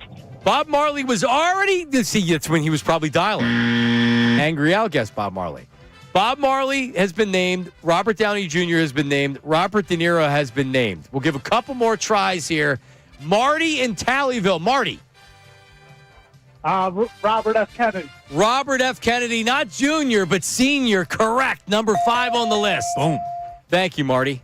All right, we got one more. It's number 1 on the list, Sean Brace. Yeah, man. Just had a movie about him. Chris in Havertown. Chris, do you have an answer? Yeah, I was going to say Bob Dylan, but it doesn't sound like that's going to be the one. Bob Dylan is number 1 on the list. Congratulations, Chris. You are the 5th. Hang on a second. Misread the calculations. Just a little bit. All right. Yeah. Well, Bob Dylan, man. so, Ray, you're going to have to help me out with what it is. Who was because yesterday we picked the 3rd, so I use this generator on my phone that picks, you just put 5 numbers in it, and it picks one at random. Yesterday it was number 3, and today it's number 3 as well. So whoever was the 3rd correct answer is the winner. I believe it's Angry Al. Is it Al? Because we had people that got it wrong before. We'll have to go back and listen. I guess that's something I should have communicated with you. No, we have how long they've been back on hold. So Andy was 1. Al was 2. No, Steve was 2. Oh, yeah. No, this is confusing as hell. I think Steve came in after Angry Al. Anyway, we're going to have a winner from that that's going to join us in the knockout tournament. Yeah. That's right. Go back and listen to it. Congratulations, you. And we'll get everyone else hooked up to your boat show tickets. Nice work. Correct. There you go. All right. Could be Angry Al. Something tells me I'm going to make sure Angry Al goes. I was a little disappointed in Angry Al. I'm not going to lie to you. Right. Because you didn't say Johnny Marks. Yeah. Come on, Still dude. get back in the swing of things. Oh, okay. Sorry. I expect better. Yeah, no, I thought he sounded great. The did way he's sound- talking to me is he didn't want to call in. He out a stroke not long ago. So he's, the speech and everything, the speech is there, but it's not maybe as sharp as he used to be because he's sharp as a tack. Yeah, man. All right. Sorry, Al. And- he also had Bobby Clark. Do you remember the listeners that were on the Philly feud with Mike Missinelli? Wow. Yeah, we did it. Were you on my Yeah. Yeah, it was me, you, Tony. Phil. Was it Phil from Illinois? And Kale. Is that who it was? Right? I think I do not remember anything other than I watched the video from that Al. I remember watching the video and Al was on it. I don't remember much. I think Tony was on it too. Right. Yeah. Now I'm I think recalling. was it Sean and Pine Hill? Correct. Angry Al? Yep. Bernie? No, Bernie did not make his way down there. It's on YouTube. We're Are gonna you watch kidding me? I'm not sure. I don't remember it. I know Al was. It was in the back of Sugar House Casino, which is now. Was it in Sugar House? Yeah, that's right. Yeah, that's right. That's where he did it. This is now Pat Rivers. Yes, thank you. Was there last night? Were you? You made a trip to Bet Rivers on a Thursday night, you animal. What? My buddy won $400 on roulette. Woohoo! Yeah, amazing. All right, walked in, walked out. Coming up, news at noon. We have a break now, Ray, I think. Yeah, we have news at noon coming up at noon. What does Ray have in his return? And we'll get back to it. We have voice memos coming up next segment. A bunch of voice memos. We appreciate that. Middays with Marks 97.5. Hey, but first, guys, St. Patty's Day weekend is here, and then it'll be here next weekend as well. And if you're looking for a pot of gold, I can't help you. But if you're looking to upgrade your performance in the bedroom, yeah, you're talking to the right guy. Let me tell you about Blue Chew Gold. Blue Chew just raised the bar with Blue Chew Gold, a new 4-in-1 upgrade designed to help you with both your brain and your body. It's about confidence, connection, and showing up ready when the moment calls your number. The Blue Chew tablet dissolves and can start working in as little as 15 minutes, so less waiting around, more confidence. And when it's go time, you're ready to go for gold like the USA WBC team back in action tonight, taking on Canada. Blue Chew Gold is the upgrade you're looking for. I just got my package in the mail last week. Black envelope, very general packaging, so nobody knows what's being shipped to your office or home. Quick as well. Placed my order on Monday last week. Got it by Thursday. Ready to rock for the weekend. Fellas, upgrade your performance right now and discover your options at BlueChew.com today. And listen to this. For all our listeners out there, we got a special deal. Get 10% off your first month of Blue Chew Gold with code YES. That's promo code YES. Visit BlueChew.com for more details and important safety information and bring home the gold like USA WBC team with Blue Chew Gold. The injuries are piling up.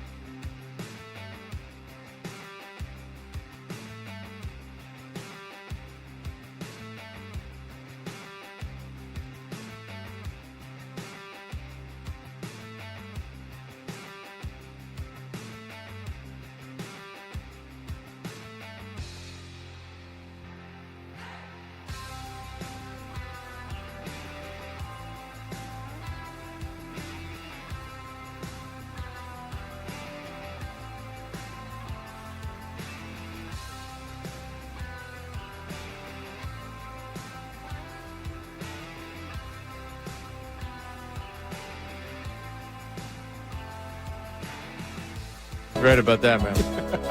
All right, let's get to a couple. Something hot off the presses from Diana Rossini, our favorite. Oh, see, you have Jeremy Fowler as your insider.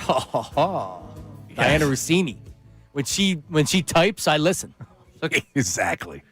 Yeah, or when she uses her finger on her iPad or her iPhone. What's the ruling? On do you want me passing along Rossini information or not? Okay, because I'll always have a reaction to it. Yeah.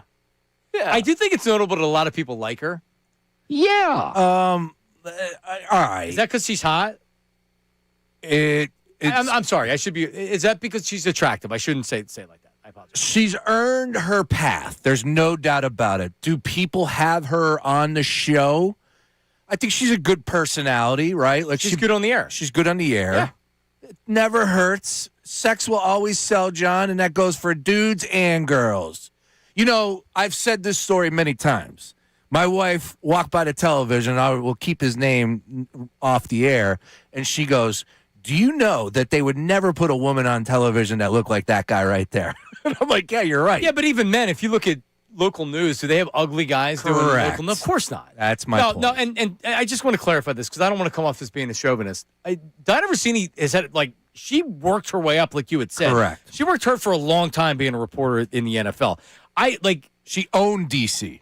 Yeah, so with that, I guess my issue is that it's pretty clear and it's almost diabolical how she's working the system of being this nonsense insider that just tweets obvious things and disguises them as league sources or whatever. Yeah, like per sources. Yeah. It's like, all right, let me roll my eyes here for a minute. She does have the connections so she did this the other day with the Dallas Cowboys and Max Crosby. So she has those people on the phone. They'll give them their information. She does have some back and forth with Bill Parcells. She talks about that a lot. She has real sources. Yeah, correct. Yeah, believe me, Howie Roseman's texting her back. Like, Howie texts, I mean, I don't know that for a fact, but she's one of the people that she has relationships, but for sure, without a doubt. Anyway. Can Howie text me? No. Why I not? don't think so. Well, you can try. I don't want to text him. Do you have Howie's number? I do not. No. I know where he golfs. Yeah? Well, just jump out of a bush when you see him. Just wait there until he comes. All right, so voice memo. You can text us, which we like. You can call us, which we love. Or you can use the text line and just send a voice message to us. We've explained many times how to do it. People are starting to understand. God, what do we have there? Should AJ stay or should he go now? If he stays, there will be trouble. If he goes, book sales will crumble. Oh. So you got to let me know. Should AJ stay or should he go? Pat, literature teacher, Ambler. Nice, Pat and Ambler. That was actually perfect. You said he was a literature teacher? That's really loud. Yeah, it was loud. We got to bring that down a little bit. Yeah, bring that down. I have this one, too. It's a little light. They're in their yeah, they're in their hot. They're in their hot. We got to tailor them down. Whoever put them in needs to put them down on that. Yeah, we got to bring them down. All right. We'll work it out. We'll break it down. Yeah, I'm sure. All right, what else do we have, Ray? Harry from Havertown. I'm a plumber. Got a parody for you. In the city of Philly, AJ's acting really silly. Wolf and Howie started talking, but Mike Vrabel is always stalking. Howie's asking for 2 first stories walking in the city of Philly. All right. I love it. It's pretty good. Love it. Yeah, good. This is and we definitely want AJ to be happy, but I really have I don't want to say anything bad about him. I'm just spitting facts when I say that I think he came up small in a bunch of spots last year, and he just wasn't he was going through the motions. Anybody that watched the games last year, there were games where if he wasn't getting targeted, he's just kind of And it's amazing that the defenders of him, too, that won't even allow for just fair analysis of it. AJ is a really, really unique athlete because his teammates love him. The organization loves him. Jeffrey Lurie was like, just don't post on social media anymore, but you don't have to say you're sorry and give him a big hug. Everybody really loves this guy, which tells you a lot about him. Oh, yeah. But that's why I'm saying it's time to move on. Let's go. It's time. He wants to be traded. Yeah. That's pretty clear. At this point in time, it is. All right, so check this out. So I mentioned Rossini before, and this is why. She had a tweet. She's got multiple. So, I didn't see the multiple ones. Oh, she's firing. So this is the first one. Then you can maybe tell me what. So it says Eagles GM Howie Roseman's juggling several cap decisions, including the future of tight end Dallas Goedert. As Zach Berman noted, the void date on Goddard's contract was pushed to today. Clarity on A.J. Brown's future could help shape several other roster decisions for Philly. I don't understand what she's trying to say. Ray, did you see the tweet? What is she trying to say? She says the Dallas Goedert, he's juggling several cap decisions, including Dallas Goedert. Understood. Clarity on A.J. Brown's future could help shape several other roster decisions for Philly. So if they can get rid of him now, then they can do other things? Right. Okay, so does that mean that they're is he willing to take less? That's what I said. Like, what's the follow-up tweets? Are they follow-up tweets to it? To what she's talking about? Like, is she saying that did Howie tell her, like, hey, if I can figure out the AJ stuff, then there's other things I want to do. I just can't really do that until I figure out the AJ stuff. The other tweet it came before that 50 minutes ago, where she said AJ Brown trade discussions are not dead. Last week I was told the Rams discussion trading for Eagles wide receiver AJ Brown before dealing for Trent McDuffie. Dialogue slowed, but LA continues to monitor the status of the 3-time Pro Bowler with interest. We'll see where both parties go from here. I won't sleep well if he ends up in LA. They're already favored to win it all. They already are favored to win the Super Bowl. So is them monitoring the situation? All right, we'll give you a second. Right? A second and then something else. Can I just back up and say real quick that, like, man, I love L.A. for going for it if they do. Like, that is insane. Good work by them. They see it. They have their eyes on the prize. And shame on a team like Baltimore, shame on a team like New England and Buffalo for not making it happen. Well, Baltimore got DJ Moore. Obviously, they're going for it. But New England's in a different category for me because they have a second-year quarterback. And I'm not telling you that you don't strike while the iron's hot. But Baltimore, like, at what point are you going to give Lamar Jackson the proper there's no more excuses if you give him A.J. Brown, and he's got Zay Flowers, and he's got Derrick Henry, and he's got a defensive. There's no more excuses for him. And I love Lamar Jackson. I think he's a great player. Yes. So give him A.J. Brown. Give up the first-round trade. They were going to trade 2 first-round draft picks for a defensive end. All right, coming up, news at noon, we have a hell of a Julio Rodriguez quote, a wild Roy Oswalt story, and how Pat Burrell got his nickname. Does it involve Sean's Reed that he has before? No, apparently. Oh, okay. Oh! That's coming up next. Oh, I know where this is going. It's really good. All right, that's coming up next. Middays with Mark, 97.5 The Fanatic.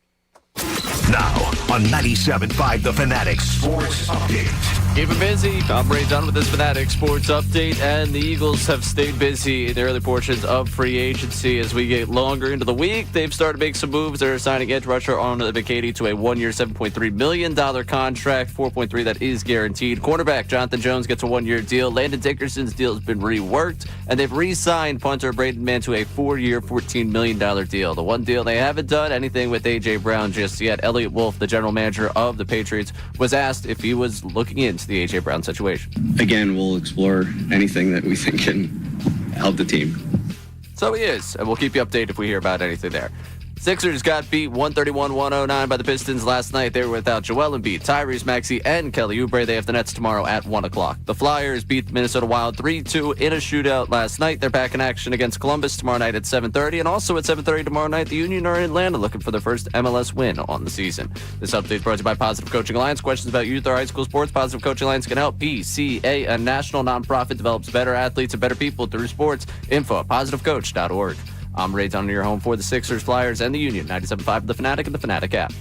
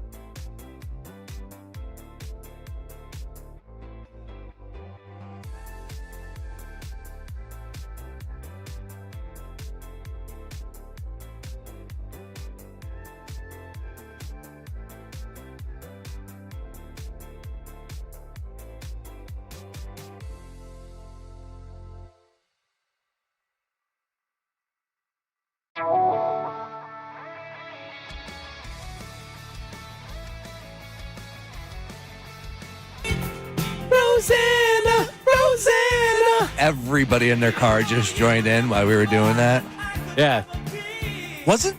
I'm curious, was this song in Boogie Nights? I feel like Boogie Nights had a great soundtrack.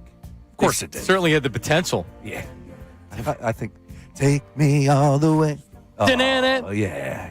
So here's what's on this is my shorter playlist right here, because it's a Yacht Rock Friday the 13th. Sean Brace. Yeah.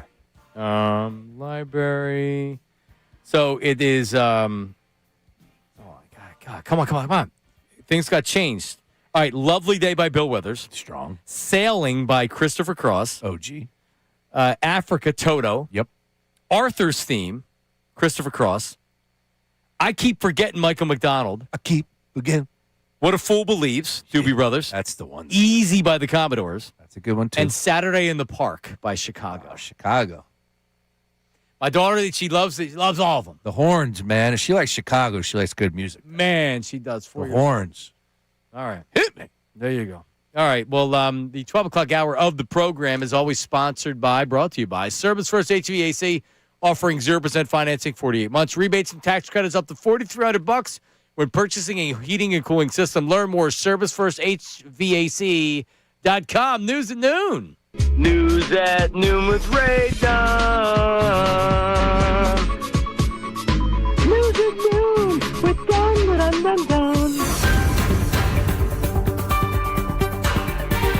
Heavy baseball for our news at noon today. It's baseball season, boys. And we're going to start with the World Baseball Classic because I always love to play the game of, if this happened in Philadelphia, how would we react? Julio Rodriguez was asked, following the World Baseball Classic game, World Series or World Baseball Classic title? His answer is going to make you upset. Winning the World Baseball Classic or the World Series?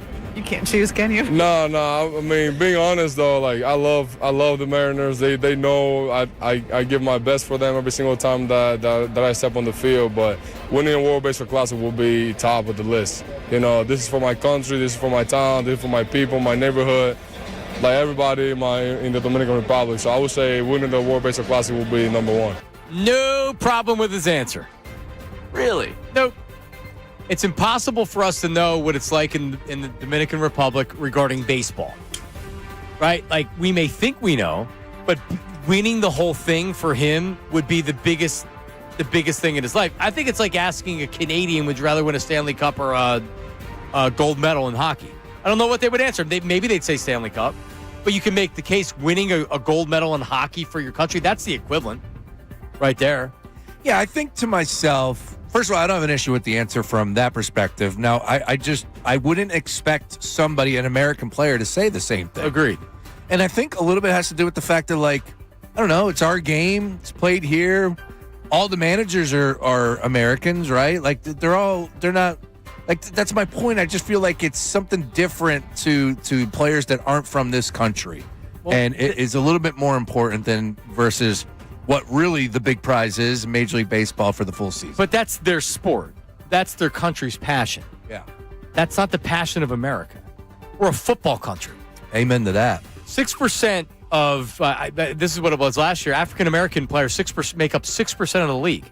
Almost impossible. Yeah. So you think about how many, like, the players of color in Major League Baseball are from the Latino countries. I mean, I would assume that there's many more Dominicans that are playing in Major League Baseball than African Americans, American-born players. It's the passion of. You know what? You were Aruba? Did we talk about this? Oh yeah. You go to Aruba? Love Aruba. The only thing one of the things I remember from Aruba is the only grass that you saw anywhere was on a baseball field, and you saw baseball fields all over the place. I did the Jeep tour. You didn't meet the right people. No. Well, I mean, you're not in Jamaica.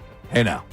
But, like, that's what you noticed was it's a huge baseball country, Aruba, right? Yeah, oh yeah, definitely. The Had Dutch. Awesome conversation down there with someone about Xander Bogaerts. Like, they were just fired up to talk about him making it. Were you in Aruba? Yeah. 2 years. There's a Boston bar. I don't know if it's still there. We went there for our honeymoon. The guy's from Boston, and he had a Bogaerts Boston jersey hanging up. It was one of the bars off of the strip by the high-rises. Yeah, they all became Red Sox fans. Correct. They all wanted to support Xander Bogaerts. Yeah, it's crazy. Man, I need a vacation. Well, he was a white guy from the States that went down there. I need some sun in my life. Yeah. All right, what do we got? All right, next up for you. The second one, we got Lance Berkman talking about Roy Oswalt. Backstory here, Oswalt bought this really old beat-up car when he was down in the instructional league. He became friends with Lance Berkman, and at the time, Oswalt was having elbow problems. That was solved in a very interesting way. He kept saying, man, my arm, it just doesn't feel right. My arm's bothering me. And, they were trying to be careful with him. He was a pretty high draft pick. Yeah. They considered him a good prospect. So we'd leave Instructs. We come back in spring training the next year, and we're like, dude, how's your arm? And he goes, you're not going to believe this. I was like, what? I was working on my truck. It was running. I'm not a mechanic, but apparently he grabbed the distributor cap, or there was some the electrical system that he was working on, and happened to grab a bare wire with his right hand. And he goes, when I tell you that thing sent about 4 as that motor was turning over, he's like, I couldn't let go of it, and finally I was able to get off of it, and he goes, I kind of fell to the ground, and when I got up I did my arm like that. He goes, it felt amazing. Oh man, that is great. Some pitcher is going to be thinking that they still got some innings left in the arm, and they're going to go out to their Ford truck in the back and grab that battery. Get the jumper cables. Get a little jolt. He goes on to say that Oswalt really believed that he ended up going through his career without problems because he thinks whatever loose bodies he had in his arm that were there were just zapped. Baseball players are crazy. Doesn't surprise me one bit. Yep. I mean, hockey players, they're all crazy. Don't get me wrong. But when it comes to superstition, stuff like that, yeah, I can see that. Baseball players are unique. Man, when we got Roy, I thought for sure that was like World Series. Yeah, it was a lot of fun. You think back and it's like, wow, Roy Oswalt was a Philly. Yeah. Think about the rotation. I know in the moment it was what it was. It was huge. It was great, but the 4 aces. And again, this is when Jason Stark. I was thinking about this when Jason Stark was on with the guys the other day. He had said, this is what good teams do. They run it back. And we had said this in the offseason. What would Ruben Amaro have done? He didn't win a World Series, but damn it, he put that team in a position to win multiple World Series. They won 102 games. Ruben wouldn't have treated this offseason like Dave Dombrowski treated this offseason. He would have made a move. I know he would have made a move. And there's something to be said for that. Damn it, look at that team. They had Roy Oswalt and Cliff Lee and Roy Halladay and Cole Hamilton, the same staff. I just remembered a Sports Illustrated magazine cover where they put Joe Blanton on it as well. They were so nice to involve him. And with the press conferences, they invite him as well. They brought him to the podium. Correct. Oh, hysterical. Yeah, they did. They always said, no, we have 5 aces on this Yeah, good times. 2011, a lot of fun. All right, Ray. Good times in 2008 with Pat Burrell. So Pat the Bat. Amen to that. Saying how he got his nickname. He's on a podcast recently and wanted to clear up. Some people might think it has to do with baseball. Some people might have to do with things outside of baseball. He wants to make it very clear how he got this nickname. At the bat, 3 a.m. guy. Huge 3 a.m. guy. That's how the nickname came. People think it has something to do with baseball or possibly something else, but it doesn't. The Latin guys in Miami when I was in college, they kept calling me a word. And you don't have to whisper. I couldn't figure out what the hell they were talking about. And then one guy's going like this, and he's like, that flies around at night, that hunts at night. I go, a bat. And they go, there you go. Pat the bat. You don't sleep at night. You're out there. You're out there hunting at night. That's what I'm talking about. So it's not he's wielding a bat. It's the bat, the animal. It's the bat, the animal. That he was out so late that they were calling him nocturnal because he was out hunting at night. And they're like, oh, you're like a bat. So that's where Pat the Bat, according to Pat Burrell, comes from. Also known as it the makes machine. Sense. Don't get burled. He told that story not long ago, too. The machine. The machine story. Pat's had a great life, man. You think about what he was able to do in Miami. Just assuming, sorry, I wasn't there. I assume he did well, especially in those days. Takes it to Philly. We know he owned the Irish pub. Was that what it was? They were notorious for being down there. Irish pubs on Walnut. Sense? Yeah, yep. Walnut. There you go. I've seen him outside the Irish pub before. Yeah, on Walnut Street. Well, give me a year. Where are we at? Yeah. I'm going out tonight, boys. Matter of fact, I'm going out after the show, and I ain't coming home. Probably 2005. Let's go. Maybe before I started on radio. There was some bartender, I don't remember his name, but he used to be like, yeah, Pat comes in my bar. And at the Irish pub? He goes outside, he smokes cigarettes. No, he wasn't it. Pat was a smoker. Yeah. That is true. No, he didn't, because that's where you'd see him outside the Irish pub, was he'd be smoking outside. Remember, Utley used to go out, too, before, Utley got tied down. Who, by the way, is getting inducted to the... We broke that news, Ray. Did you know that? It was 11:30 presser. I figured you guys were going to have that. Well, no, Sean Googled it when it was live on the website, but it hadn't been announced. There was like a 2-minute where Sean just like, we were just like, well, who's it going to be? He Googled it. He's like, it's Chase Utley, and he shows me. I'm like, that's not anywhere. Nobody has that. And by the time we went to commercial, then it got tweeted out and whatever. So Sean had it like 60 seconds before. Phillies.com had it up. They hit send on it before it was announced. Pretty funny stuff. Good work by you. Yeah. Pat, though, man, what a life. What a life. And I love him. And he's doing well coaching, right? Is he still with the Giants as an assistant? I don't know what he... No, It feels like a good feel fact. So it's absolutely a feel fact, but a feel fact of this offseason, I think with the new coach, I'm not sure whether they retain him. That's a good call. So feel fact might not be... Ooh, that's a good call. Anyways. And by the way, Pat may be hunting now still, but he's not doing it at night drinking because he's been sober since at least like around 2018. Good for him. He went to rehab. He talked about he was on. I believe it was with the Phillies show where he came on, or was with somebody that came on. Ooh, I did and not he know talked that. about it. He went to rehab. Wow. I thought Damn. he got back with his high school sweetheart, I want to say, with all this. Good feel fact there. That's his feel fact? I Yeah. felt like I read that, and I think Gel might have done a story on him. Well, And if you're wrong, it doesn't matter. That's great to hear. I just though. don't want to put out his business and be wrong about it, but I just did, so. Yeah. Okay, well, Pat Burrell. Taking inventory on your life and saying, you know what, I need to make some changes. Good for him. I like Yeah, that. for sure. Absolutely, man. Absolutely. It's got to be tough being him because the expectation, like you roll into a restaurant, it's like, oh my God, it's Pat the Bat. I want to go talk to him about getting, the burled. All these ladies lining up, Yeah, I would hate people coming up to me and having that impression of me. That would be the worst. Yeah, poor Pat. That would be I know, terrible. like he's had a really rough life. I agree. Wow, look at that guy over there that just owned the city of Philadelphia. Right. That would be Google a shame. the poster. You know the poster I'm talking about, where he's shirtless with the hairy chest. Oh, yeah. And he's swinging a bat. Poor Pat. He's a great-looking dude. Yeah, he is. But yeah, no, there's other things that obviously, yeah. Pat Burrell has settled down with his high school girlfriend Elizabeth Boo Burrell. Nice. So That's correct. That per the San Francisco Chronicle back in 2023. Well, as far as coaching is concerned, I would definitely think that 4 months ago, coach leaving hitting position. Pat's great. He can come back to Philly anytime he wants to, and he'll be treated like the king he is. He should come in, hang out with us for an hour. I'm sure we won't ask him at all about Old City. I'm sure. Yep. Shout out Tommy Pope with the Burrow video, man. Still lives to this day, and it's something that we should play before the season starts every year. Don't get burrowed. I don't even know it. Oh, yeah, you do. It's bird text? Anyways, I'll show it to you during the break. Show it to me during the break. Yeah, I will. That'd be great. All right, so real quick here, because we talked about it before. Right when you were gone, I came up with I recorded it, but I came up with it just like during the show, and I did it. So Negative Nate has his own. He was working that day. He was producing that day that we did it. All right, so here's the song on Negative. And Negative Nate is Nate Tennyson, who's very negative when it comes to Philadelphia sports. Oh, yeah, he is. He said that if they don't have A.J. Brown, they won't make the playoffs. He said 8 wins. He also told you to relax. He told me to relax yesterday. That was great. Dude, can we quick, as someone that sits in this chair and has sat in that chair, that was insane.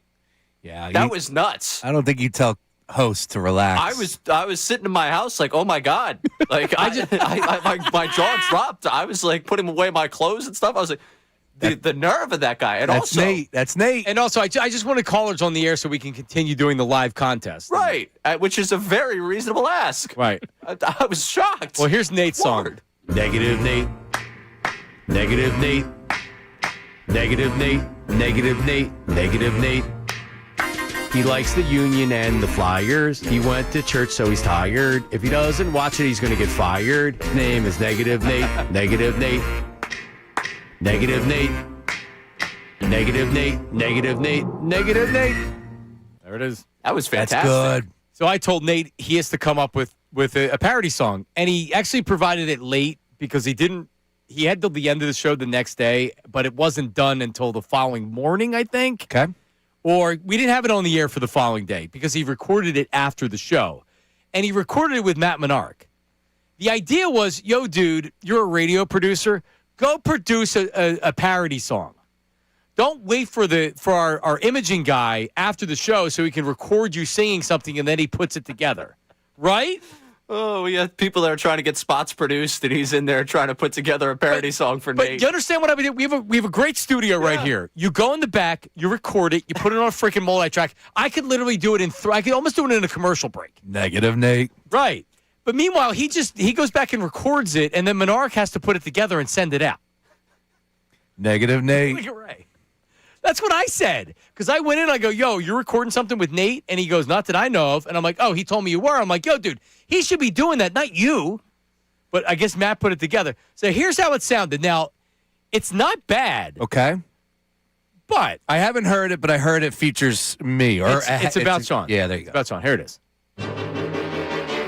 You're a flip-flopper, Sean Brace.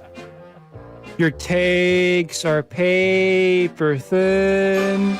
You shout them loud at noon. Then by 2 you walk them in. His name is Sean Brace. You said the Sixers were contenders, but knew they were pretenders. His name is Sean Brace. So it gets a B+ because I needed Just a blower. That's why I needed him doing it by himself so he could really get into the song. Nice work, Nate. It's great. Great writing, exactly what we're looking for. It was perfect. Yeah. What a dummy. I love it, though. It was good. He's a flip. Yucky. I try not to flip-flop, but the Sixers will have me doing that. I'm like a fish. Yeah, it's not really flip-flopping. It's not like feeling it in my hands. Because you don't believe it in the beginning. You're just a positive guy. I did believe it, though. That was the issue. Yeah, I believed it so much that I said, hey, let's start a post-game show. What do you say? And now I'm talking about last night's game where you don't even know 3 of the starters for this team. Yeah, I'm not even watching it. You got to do a post-game on it. Oh, it was tremendous last night. Actually, we had some great conversation. One of the big talking points was about the fact of whether or not this team needs to, not to shut it down, but they're going to be faced with a choice on Joel Embiid, Tyrese Maxey, and my favorite, Paul George. Do you bring these guys back? Why? Why do you? It doesn't seem like they're going to, right? Right? I don't know. Oubre's out for 2 weeks. I'm not telling you that they're all fake injuries, but Oubre's out for 2 weeks. Maxey's out for 3 weeks. And Embiid's going to be constantly reevaluated.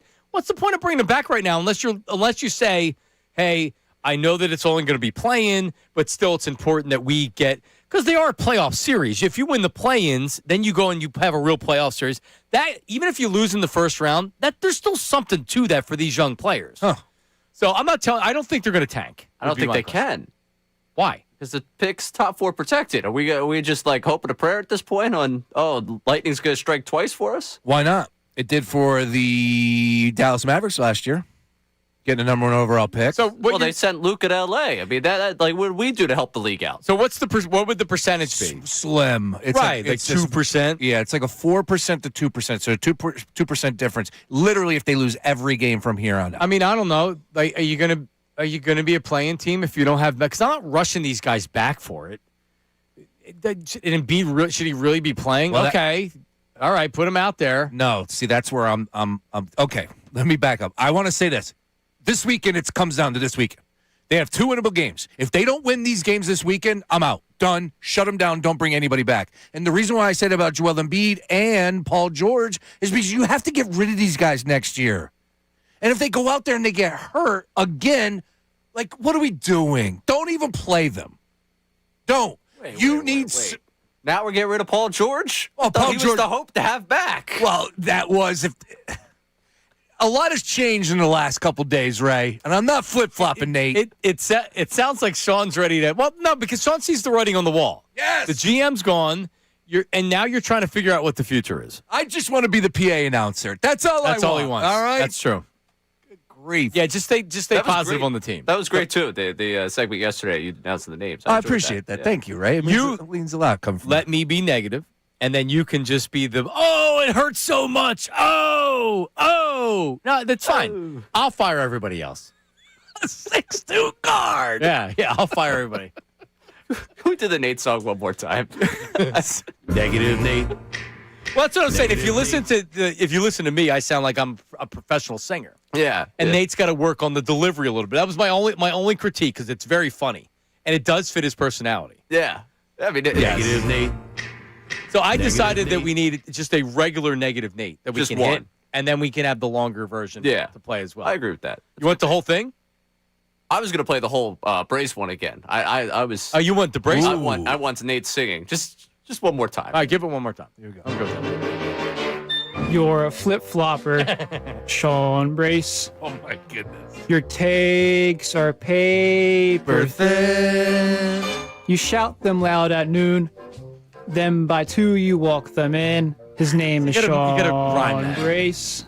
You said the Sixers were contenders, but knew they were pretenders. His name is Sean Brace. That's good. That's good. And then at the end needs a little bit of, like the natural to, you think the Sixers were contenders, but you were wrong. But great job, Nate. The paper thin line was great. Sean Brace. That's what made it. As long as you throw a good first punch, the rest of it, it was very good. It was very good. Speaking of first punches, did you see his pants, what he was wearing the other day, man? Up to his shins. He's suiting up. Come on, Nate.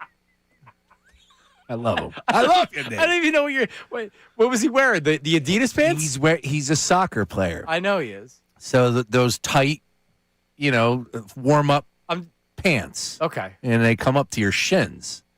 I don't know. It's what, European, I guess. Well, you commented on it when you came in that day. Oh, yeah. I remember that. I called him a bloke. He wanted to be in the starting 11 for the Union that night. He called him a bloke. Yeah. He's such a bloke. Negative, Nate. And honestly, that's the first time I've ever said bloke in my life. This might be the best thing you've ever said. Stupid. So stupid. All right, coming up with the latest on A.J. Brown. An insider has an update on where the trade stands with A.J. Brown, and we'll play some recent audio of where we are with A.J. Brown and the latest in free agency. And Dallas Goedert, where does Ray think Dallas Goedert's going to end up? That's coming up next. Middays with Marks, 97.5 The Fanatic. Now on 97.5 The Fanatic Sports Update. Busy Birds, I'm Ray Dunn with this Fanatic Sports Update. We're getting deep into the first week of free agency now for the Philadelphia Eagles. They're getting busier now. They've signed edge rusher Arnold Ebiketie to a 1-year, $7.3 million deal, 4.3 that is guaranteed. Quarterback Jonathan Jones signed a 1-year deal with the Birds. They've reworked the contract of Landon Dickerson, and they've re-signed punter Braden Mann to a 4-year, $14 million deal. Now, the deal that everybody's waiting to see whether or not it'll happen is an A.J. Brown trade.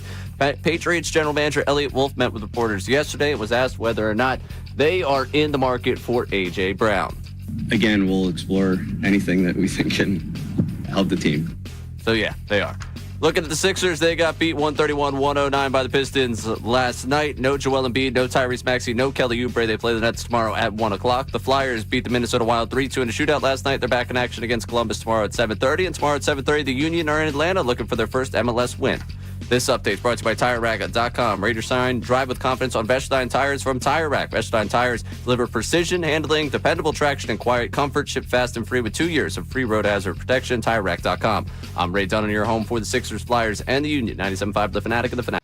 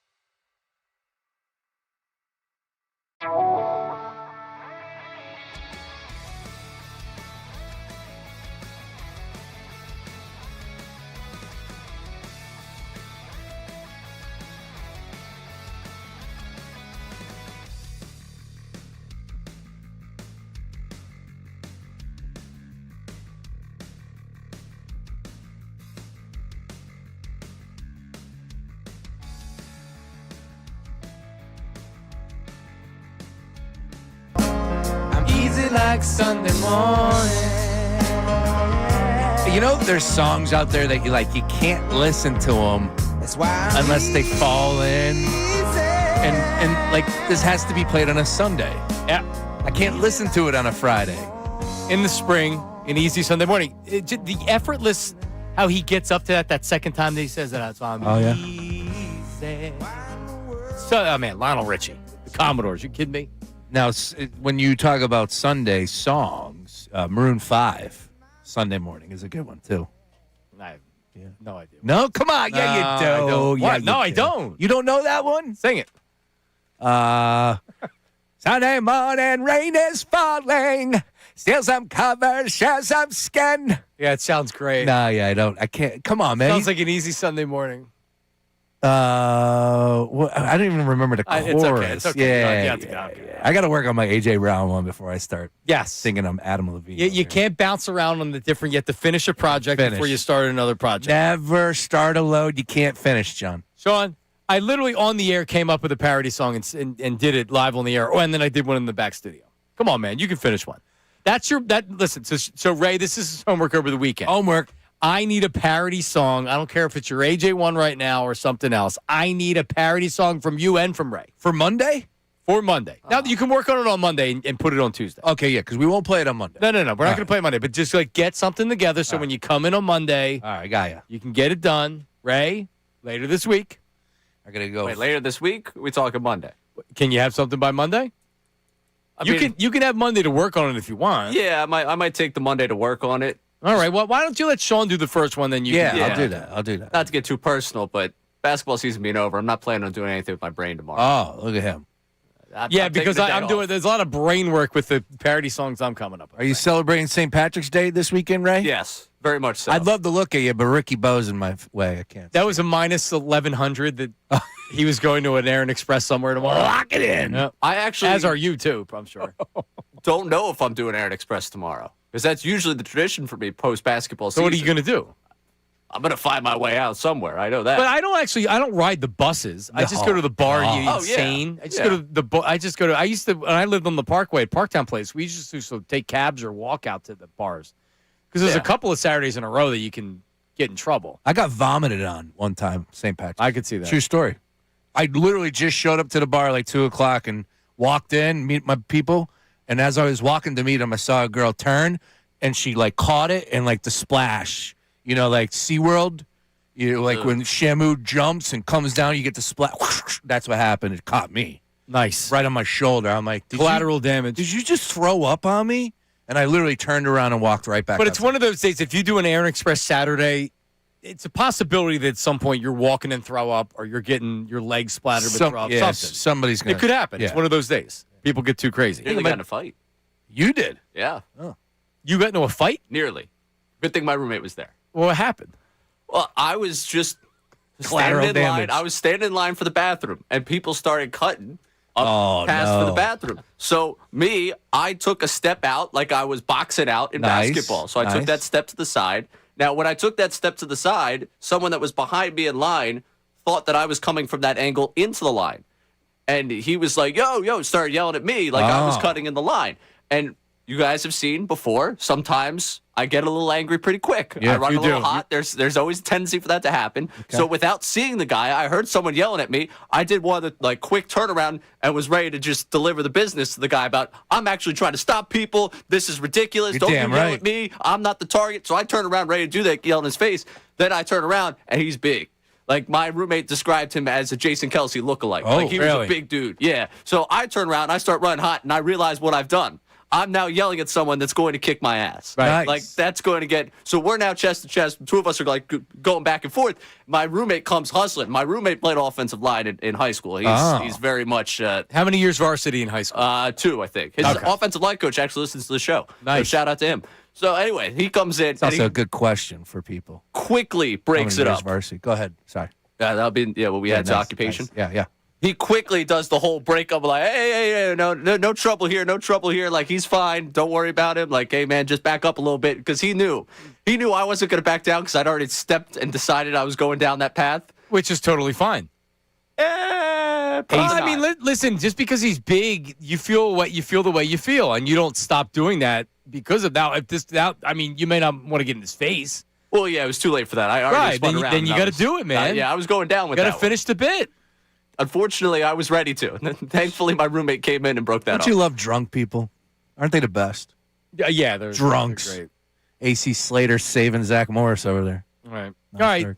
So Diana Rossini are my favorite insider in the NFL. So she tweets out, A.J. Brown's trade discussions are not dead.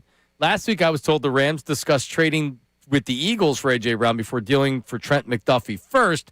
She follows that up with saying that Eagles GM Howie Roseman's juggling several cap decisions, including the future of tight end Dallas Goedert. Clarity on A.J. Brown's future could help shape several other roster decisions for Philly. So in other words, I gotta figure out what I'm doing with Dallas Goedert because I'm on a deadline here because we pushed it back and whatever. And after I do that, then I want to try to get this A.J. Brown thing worked on, which is fine. So Ray, I'm at 95% that A.J. Brown's getting traded. I know you went up as well. Sean's just staying at 90. He's holding steady right there. 9-0. I still think this drags out until maybe pre-draft. The Patriots or whoever says, if we're not going to get A.J. Brown, we're probably going to draft somebody. So we need to figure this out now. And the Eagles also want the draft pick, whether it's this year or they want to know what the additional picks this year. They have real needs. They need to draft some people this year. They do have needs. Which is why you thought maybe this would get done before the league year. Like they would be able to go in knowing what they had in dead cap and working all that out, but I guess not. The Patriots said, we're not giving you a first and a second. Are you crazy? And then they said, okay, a first and a third. And they said, we're not giving you a first and a third. And they said, all right, well, we'll give you. No, they don't. They realize that there's nobody else actively bidding on A.J. Brown. And that could change if things calm down and the Eagles then are now talking to the Ravens or now the Chargers saying, you know what, maybe it's not a bad idea to get A.J. Brown. Oh, it's only going to cost a second round draft pick now and then something else. I don't know. I mean, there may be another team to emerge. But if I'm the Patriots, why would I give them the draft pick that I don't want to give up? So at this point, there's no real urgency to do it.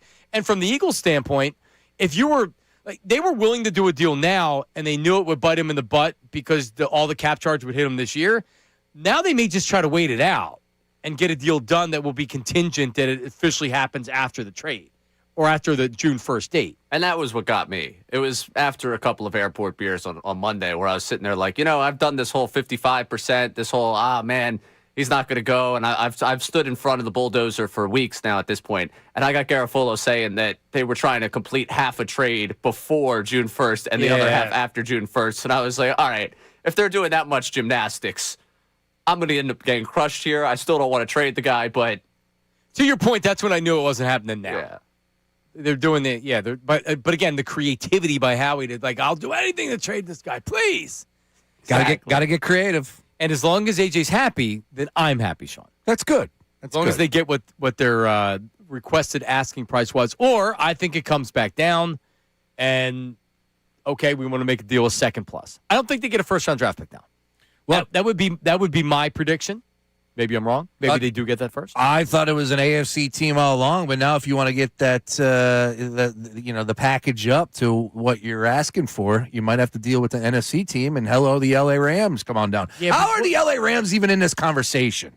That's what I'm saying. What draft picks do they have? They just gave up everybody for Trent McDuffie. Yeah, that's why I don't. She's receiving. I don't doubt that the Rams would sneak back in if it's like, hang on, what? Yeah. How much? A second? Let me see if we can get that to work. Screw those picks. Right. And why shouldn't they? Yeah. Right? Like, you can get A.J. Brown this year to put with Puka Nacua and Devontae Adams? Devontae Adams? Yeah, it's like, it seems like too much. You think A.J.'s going to want to do that? Yeah, I was going to say, and now A.J.'s going to be happy about that? There's a lot of fraudulence coming from him if that's the case. I'm sorry. I want him to be happy. But come on, man. They have that Falcons pick. Not that they're going to trade that. Remember, the Falcons made that dumb trade to get was it an edge rusher that wasn't even good this year? The Falcons, it was reported afterwards, it was that's one of the worst trades ever. They traded their first round draft pick for the Rams, for whoever they picked from the Rams pick last year. So they actually have the Falcons pick. Yeah, they traded their 2026 first round pick along with the 2025 second round pick. Blah, blah, blah, to acquire, and that was with James Pierce. All right, well, they did get James Pierce. James Pierce, is that the guy that just got in trouble? No. No, that's another guy. Yeah, they still have a first, a second, and a third. So it's not like they couldn't trade you the second. I don't think it'd kill them. But then after the third, they don't pick till the 6th round again. I mean, forget about all that. It was James Pierce. Did he just get? Yeah, James Pierce. I forgot about this. Oh my! He's the one that was like trying to run his girlfriend off the road and was stalking her. I forgot that James Pierce got in trouble, and we talked about it in the morning about the Atlanta Falcons. My goodness, yeah, it just happened. That's not good. He was charged with 3 felonies. I don't think he's going to be starting this season. Let's put it that way. Yeah, the Falcons traded their first round draft pick, and then this year's first round draft pick. It was the 26th overall pick. So they go from 26 to 13. It's a pretty good move for the Rams. What type of suspension is he going to get? 3 felonies, 1 misdemeanor. He's gone. You think he's gone? I just don't think who's going to sign him. He's a maniac. But it's the NFL. They don't care. Yeah, he's pretty good. I mean, I don't. You can sign him if you're running a team. I didn't say I would sign him. He was stalking her and trying to run her off the road. But wait a minute. There was like 6 911 calls made about this lunatic. Well, I need to know a little bit more in the details before I start. All right. Well, you can bring him back. No, we don't need details. You can bring him back. No, that's good. That's good. I'll pass. Yeah. I'd like to clarify. I'm going to pop on the mic here and say I'm out. And for that reason, I'm out. Yeah. Yes, there you go. All right, coming up, A.J. Brown audio and also some incredible retro Philly audio that we found on social media last night. That's awesome. That's coming up next. Middays with Marks 97.5. You never stop thinking about Philly sports, and we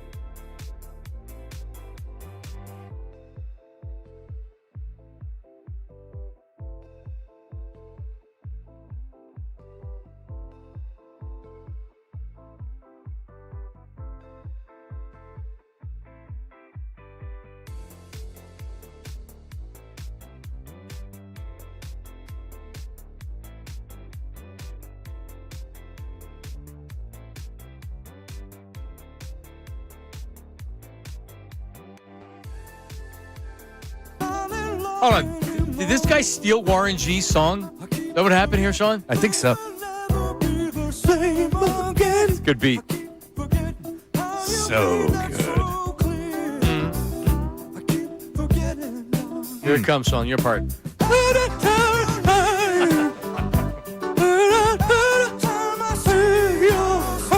It's amazing he can sound like that, and you can understand the words. Yeah. Wow, what a voice, man. Michael McDonald. All right. Coming to town this summer. We got to check him out. Could be in his 70s, right? There's a lot of yacht rocking going on these days, baby. It's made a comeback, and Oh, I don't yeah. want to say it's because of us, but We are on it. That Certainly have introduced me to it. genre is taking off right now in the Delaware Valley because of Middays with Marks right here, 10 to 2, Monday through Friday. 74 years old, Michael McDonald. Still cooking. Still cooking. He does not look like, though, because you picture the salt and pepper hair and the beard or whatever, everything. Now he's all white, which, he's 74. Could you imagine having a voice like that and like how easy it would be to seduce? Just you pull up at a bar, next thing you know, you just start talking. Maybe you have a little keyboard. I forgot. You know what I forgot? What? Well, you're seductive to the to the host's wives. Bridget Colorillo was actually on the YouTube chat this morning, and people thought it was an imposter. Really? Correct. Well, I would like to send a special Friday salute to Bridget for checking in, and of course, like our show, she's listening. She listens to our show. Thank you, Bridget. Some are saying it's her favorite show on the station. Well, because you're her favorite host. That is incredible. But I said I wanted to sound more seductive on the air, so All I right. needed to slow down. Ray, I'm going to slow down, and I'm going to concentrate on the voice. Maybe do a little puking on the air. Oh, do it. And we're back. Middays with Marks on 97.5, The There he Fanatic. is. Yacht Rock 97.5, The Fanatic. A vacation a day giveaway to the Bahamas coming up. But here's a little Michael McDonald on Yacht Rock 97.5. I would have talked right to the post. Love it. Women are going crazy right now, all over the Delaware Valley. Ray, do you puke? Do you puke on the mic? Like broadcasting? Are you a puker? That's it, like actually throwing up? No. How do you not know what that term means? Oh, a my- puker is the announcer or the guy on TV or the person on the radio that's it's a fake pukey voice. Tom McCarthy pukes from time to time. He's a little bit of He's a puker. No, it's funny. One of our players this week was like, "Did you always just have that voice, or did you create that voice?" And I was like, "I don't really know how to say it. I think I've lost myself in the bit at this point." The few times I've tuned in and caught you, not like didn't take it like that, but you're not a puker. Yeah, he's not. No, Oh. it's not. It's not the fake broadcasting voice. It's just kind of the voice. Okay, that's kind of what I'm stuck with. Yeah, it's good. It's good. I'm trying to think, and T-Mac is T-Mac's not a puker, but he's got that big voice to where it's the big professional voice. Fransky has the pipes and the voice. He's not a puker. He's less of a puker, right? Correct, yeah. McGinnis certainly isn't a puker, but he also has he knows the red light is on. Kate's a puker. Oh, 100%. She vomits all over the place. It's 100. So is Ala. Oh, stop. No, Sean. I'm sorry. Don't say anything about it. I had to. No, don't say anything about Had it. to. Trust me, I'm never going to do it because it's not worth it. Welcome to South Berwick. Stop. Come on. You're not. I would say that I probably puke on an intro. All right. No, hang on a second. You're not allowed to criticize her because then it's all, you have to hell to pay for it. But I criticize everybody else you can kill. Okay. But you can't. Not I'm allowed. Equal opportunist over here. I know you are. And I get criticized all the time, all right? You sure do. And I love it. And look, at the end I of the think day, she's very professional and I enjoy it. very professional. Yes. True story about T-Mac. I was not a fan of T-Mac in the beginning. No? I was not. Because he would overdo it. He would puke. They'd be down by 6 in the 7th inning, and he's like, and it's just like, wait a minute, dude. Like, and Ray said something 2 weeks ago, and he was so spot on. When the team is bad, that's when you take your frustration out on the other stuff that doesn't matter, like announcers. Yeah, but also, and this isn't, I'm not talking about T-Mac, but Larry Anderson, when the team's bad, he gets pissed. And he's not pretending everything's great. Ben Davis likes to look at the brighter side of things on broadcasts and on the postgame show. Ricky Bo doesn't care about the bright side. Ricky Bo is giving you the straight poop. All right? Ben Davis may be a little bit more positive. Everybody's different, right? Yeah. I actually talked to T-Mac about, because when Harry died, he wasn't like it. He wasn't like that wasn't his job going into the season. He had to step in from being very professional TV and radio guy to, All right, you're taking over for Harry Kalas. I mean, think about that. No, you can't think about it. That's the issue. And because if you do, you become your own worst enemy. You cannot think like I'm replacing him. And Tom, I love Tom, and he has done so well. He's and incredible. And he critiqued himself. He told me he listened to his stuff. He took feedback, and he improved. And man, we'll get Tom on the show. He is a true pro. College basketball's coming up. You're going to hear T-Mac all over the place. He's unbelievable. Yep. He does everything. Yeah, he does football. He does NFL. These guys are so good. And I mean this. I'm not buttering up Kate. She does everything. She's a professional announcer. The Sixers are stinking, so obviously things are standing out a little bit more. No, there's too many cliches. And it's just like, all right, already. If she was doing the game with Mark Jackson instead of Allah, I think it would feel a lot different because you have two people that kind of have similar personalities with what they're doing. It's too cute. Yeah, that's a good call. When I'm watching basketball and they suck, I don't need cuteness. I don't need cliches. I don't need cuteness. I'm pissed. Not with this team. And that's how I feel about the postgame show, too. When I turn into the postgame show, that's why I like Ricky. When the bullpen blows in the 8th inning, I know exactly what I'm getting for Ricky when I go in. That's what I want. It's impressive that Ricky's able to bring that fire for 162. So that is a long season. And that's the beauty about Ricky, too, is that, like, you're going to get that in May. You're going to get that in August. You'll get it in September. You'll get it in April. You know what you're getting. Yeah, for sure. I like that. What do you want to go here, Ray? Because we just yapped over most of the segment. You can go to that audio from we got from the old Bird app. Yes. So what is this from? I think it has to be from like an old NFL film. Like I was trying to figure. It is an NFL film. So it's from the 70s, and it's Eagles fans. And the entire video is really cool. It's nostalgic. And the one part that they show the video, and obviously you're going to be listening to the audio. If for people that remember Veterans Stadium, it was a long walk if you had seats up top where you're just going up these concrete ramps, and it's like you can walk all the way up and then you loop around and you walk all the way up and you loop around and you walk all the way up. They showed that in the video, so it brought back a lot of memories. But here's how it sounds at least.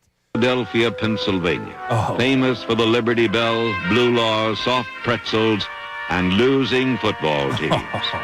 A true Philadelphia fan learns to boo before he learns to speak. And yet, each Sunday, they turn out, many sitting in seats they inherited from their parents. So just pause it real fast.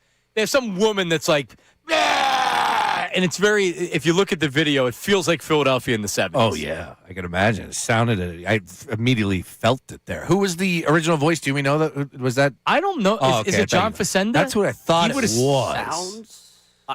I don't know for sure. It sounds like John Facenda, but I don't know if it might have been later John Facenda. Still, though. And those NFL films, music, or like videos. Oh, the production's unbelievable. And I think I saw the one that, if this isn't the one, I believe it, like Herm Edwards. Was he on this one? No, this is maybe later in the video, but where we at? Like when Herm was a player, you saw like from the 70s, late 70s, and like he had like this back, he was confident about he was like, they used to always want to play the Eagles. This is when he was a player, and then like you see it, you're like, yeah, I could see why he translated into media. Absolutely. Yeah. All right, continue. Our fans come from great stock. All right, so real fast, this is their GM, Jim Murray, who passed away in the last couple of years, but you can tell there's Philadelphia in his voice. Listen. Bloodlines, the Continental Congress, the Army. Here was a team that was at least a 3-touchdown underdog to the British, and yet they still were able to pull off the biggest win of all. And they'll fight you. They'll tell you if you're not doing a good job. And what they'll do is they'll boo us, but they won't let anybody else boo us. And that's true. And the best part of this part of the video is they are literally showing you at this moment a fight between fans in the crowd. That is great. And it's also the politest fight they could find, where it's two guys who are either too drunk to really swing on one another, or are just taking it nice and slow in terms of, I'm going to get you. I'm going to get you. Don't let me punch you. That's so good. I might punch you. Yeah, it was well done.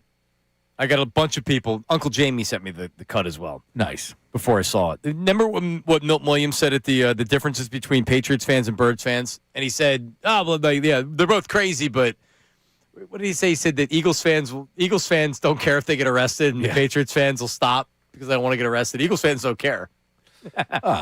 We are a different breed, that's for sure. All right, coming up. So we had the A.J. Brown stuff. We have some voice memos as well. And we first time hearing from Tariq Woolen. Very interesting press conference yesterday. We have all that coming up next. Middays with Marks, 97.5. Now on 97.5 The Fanatic Sports Update. Keeping busy. I'm Ray Dunn with this Fanatic Sports Update. Free agency continuing in the NFL. And for the Eagles, a couple of moves over the last 24 hours. Edge rusher Arnold Ebiketie has signed a one-year, $7.3 million deal. 4.3 that is guaranteed. Cornerback Jonathan Jones signed a one-year deal with the Birds. They reworked the contract of Landon Dickerson, and they re-signed punter Braden Mann to a 4-year, $14 million deal. They have not done anything yet with A.J. Brown. We'll see if anything comes from that. The Sixers got beat 131-109 by the Pistons last night. No Joel Embiid, no Tyrese Maxey, no Kelly Oubre. They have the Nets tomorrow at 1 o'clock. The Flyers back in action tomorrow night after winning in a shootout against the Minnesota Wild 3-2 last night. Their game is at 7:30 against Columbus tomorrow. And also tomorrow at 7:30, the Union in Atlanta looking for their first MLS win of the season. This update is brought to you by Straight Talk Wireless. Every now and then you find a deal where you get more and pay less. Now that's a very good deal. That's Straight Talk Wireless on Verizon's 5G network. Find it exclusively at Walmart and StraightTalk.com. I'm Ray Zone, your home for the Sixers, Flyers, and the Union. 97.5 The Fanatic and the Fanatic app.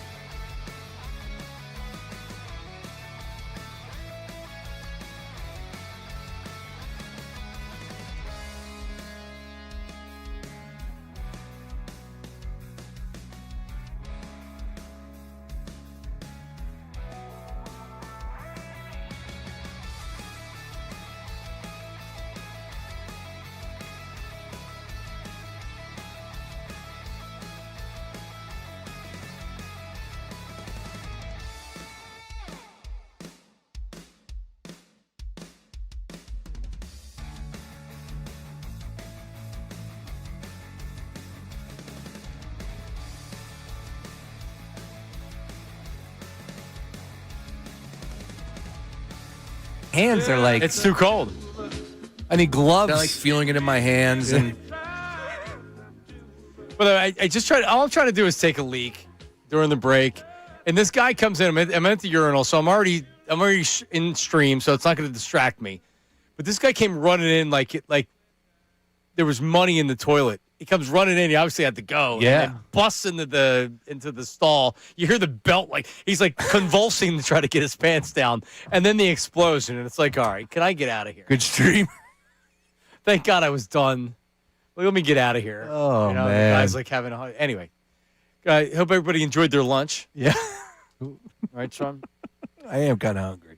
All right, so what do we got here on AJ? We have some voice memos on AJ Brown. All right, here's AJ Brown discussion. Here it is. Calling good from Lafayette Hill. I'm a real estate agent and investor. Sean, I was going to call and talk about AJ Brown, how we really need to keep him. And the only way I really want to get rid of him is if we get a number 1 pick and trade for Crosby. Having Crosby on the D-line would be insane for our defense. Anyway, the real reason I wanted to call is because of your bucket golf rant. I think we need to have a Yacht Rock Friday poolside in my backyard and have the inaugural Middays Bucket Golf Challenge. What do you say about that? Ooh. Do you know this gentleman? Yeah, man. That's my guy Colin checking in. I like that. And that's the reason why I know about bucket golf. Dude, I'm telling you, it took over the summer last year. It was incredible. So explain it again. Well, bucket golf is, it's bigger balls, bigger wiffle ball style, right? Okay. So it's a little easier to hit. And you Is it get Fisher Price that you're playing with, or? Well, the clubs have bigger heads too, as well. Bigger heads, so a lot of big heads. Anyways, and it's got the big old circle, little whoosh, you pop it up. I know that doesn't work on radio, and that's your hole. And you get 3 of them, and you place them around the yard. And you try to chip the ball in? Yeah. Okay. And if you hit it, you hit the bag. That's considered a hole. That counts as a hole in one. That type deal. Okay. It's fun. It really is. So when we get out and about with this Yacht Rock Friday type deal, we might have to tie in some buckets. But if we had, how much room? You could, even if you had 1, right? Yeah. If we're at Chickies in Northeast Philly, I'm telling you, there's so much room. We could literally have a spot where we There do you the go. bucket golf. Yeah, we could do bucket golf like that. Now, it would be a little bit more fun from his backyard because that's where, the pool, and, we relax. But that's not how it works. We're actually working. Regarding Max Crosby, it appears that he's not being traded. He doesn't want to be traded now somehow, and the Raiders aren't trading him. It's a really weird situation. I'll bet you he gets traded at the trade deadline. All of a sudden, because you know why the Raiders probably aren't trading him? His value's plummeted because the teams that wanted him before made other arrangements. They signed other players. I don't know, but they're certainly not getting 2 first-round draft picks now. So maybe the Raiders stink. Rookie quarterback. I know they've added a lot of money on defense, but they decide to revisit it at the trade deadline, right? They could go down that path. I can't imagine they're going to have somewhat of a renaissance this season. Like, if they have a good year, is that 5 wins, 6 wins? Is that enough to keep Max Crosby happy? Probably not. I wasn't here to react to the Ravens being absolute losers about the whole thing, but that sucked. That was kind of unfortunate because now we're going to lose out on my 2 favorite words in all of sports, legal tampering. I mean, they're going to end up having to make some sort of a change here, right, NFL-wise, so that we don't have another Max Crosby situation on our hands again. But what can they do? Just get rid of this whole marketing ploy for free agency starting before free agency starts? Yeah, good luck. I don't understand how that would have solved it. He failed a physical. At least that's what the Ravens are saying. Right, that's what the Ravens are saying. No, I know, but everybody understands. All the people around the league are saying, you knew what you were getting yourself into. But I do have to say this because I've calmed down a little bit, and I still think they're shiesty. All right, their doctors look at it and say, yeah, I don't know. He could play this year, but I don't like the looks of that knee. They're going to give him a new contract. This isn't a 2-year deal. They're not trading 2 first-round draft picks for 2 years of Max Crosby. So if their doctor looked at it and said, I don't really think this is a great idea, that's not crazy. I don't know. It's not crazy, but it's also kind of shady. It's definitely shady. You failed the physical. I just don't know how you stop it other than you have GMs in the league that aren't shiesty like that. I think what it comes down to is why would you have legal tampering? Why wouldn't you? Why would that solve it? Because now you can make every deal happen. Free agency opens and it's not everything's contingent. The trade, you could have trades fall through, but having a trade fall through 48 hours into teams trying to map out their plans, that's the issue for me. The issue is not so much the fact that you failed the physical. That'll happen. Trades will get taken off the board. But you saw, after 24 hours, Trey Hendrickson is still sitting out there and not what you thought you were going to have to give up to get Trey Hendrickson. So what you say is, I don't want to give up 2 first-round picks. I want to pay Trey Hendrickson, and that's all I have to give up for him. So you go give him that contract and say, oh, Max Crosby, that knee doesn't look so good. Really, it's just that the legal tampering period is, it's legal. You just can't officially sign somebody. It's not going to stop teams from doing stuff. You know what I mean? It's just essentially free agency starts on Monday instead of Wednesday. Free agency doesn't start on Wednesday. That's when they can officially make trades, and that's when it becomes official. Right, but you build out those 48 hours. Basically, this is how our offseason's going to go. Max Crosby signs on Monday. He has the physical on Tuesday. By Tuesday night, they rescind the deal. Yeah. Why would that change if it wouldn't change anything? Hendrickson'd still be on the market. I don't know. It's still on the market, but again, you see like what the market's going to be. Like if you make that trade any other time of the year, it's just a trade. It gets done, right? But it's only in that window can you end up saying, "Hey, I'm going to end up rescinding this because I see a free agent that's out there." Like it's a slimy business, and I understand. Maybe you have to have the personal responsibility of being a general manager and not being that slime ball. But I can't imagine the NFL was thrilled with the optics of this whole thing. No, it looked terrible. Yeah, no, it was miserable. It gave the media content for 36 hours. That's People are sick. still talking about it. Yeah, I mean, it's been a couple days at this point. And I'm still fired up. But you know what? I mean, not that you need that at the beginning of free agency, but I mean, like the NFL doesn't. Like, you think that rattles them? You crazy? Oh, it'll be something that gets floated. Nothing will get done. about it. But it's also to your point. How do you stop that? I mean, no one wants GMs. I mean, I just don't know how many GMs would be shisty like that. Fair. When all the insiders are saying the same thing, it's because when they're talking to GMs, they're texting GMs. What do you think the GMs are saying? Like, yeah, that DeCosta's a real rat. I can't believe he did that. Like, we were talking to the Raiders. We knew what we were getting ourselves into. They're the dummies that went and tried to give him 2 first-round draft picks. I mean, you think about that. That's a lot to give up for a 29-year-old defensive end. Oh yeah, a lot. I gave him props for going all in, though. Hey, like, good for you. If you think that's how close you are, go get Max Crosby. I wouldn't have done it, but that's where I stood. That's where I stood as well. And I a 1+ was easy for me. Yeah, I just look at where these teams are at. And it's just like, go do it, make it happen. And there's clearly the haves and the have-nots when we're talking about the NFL.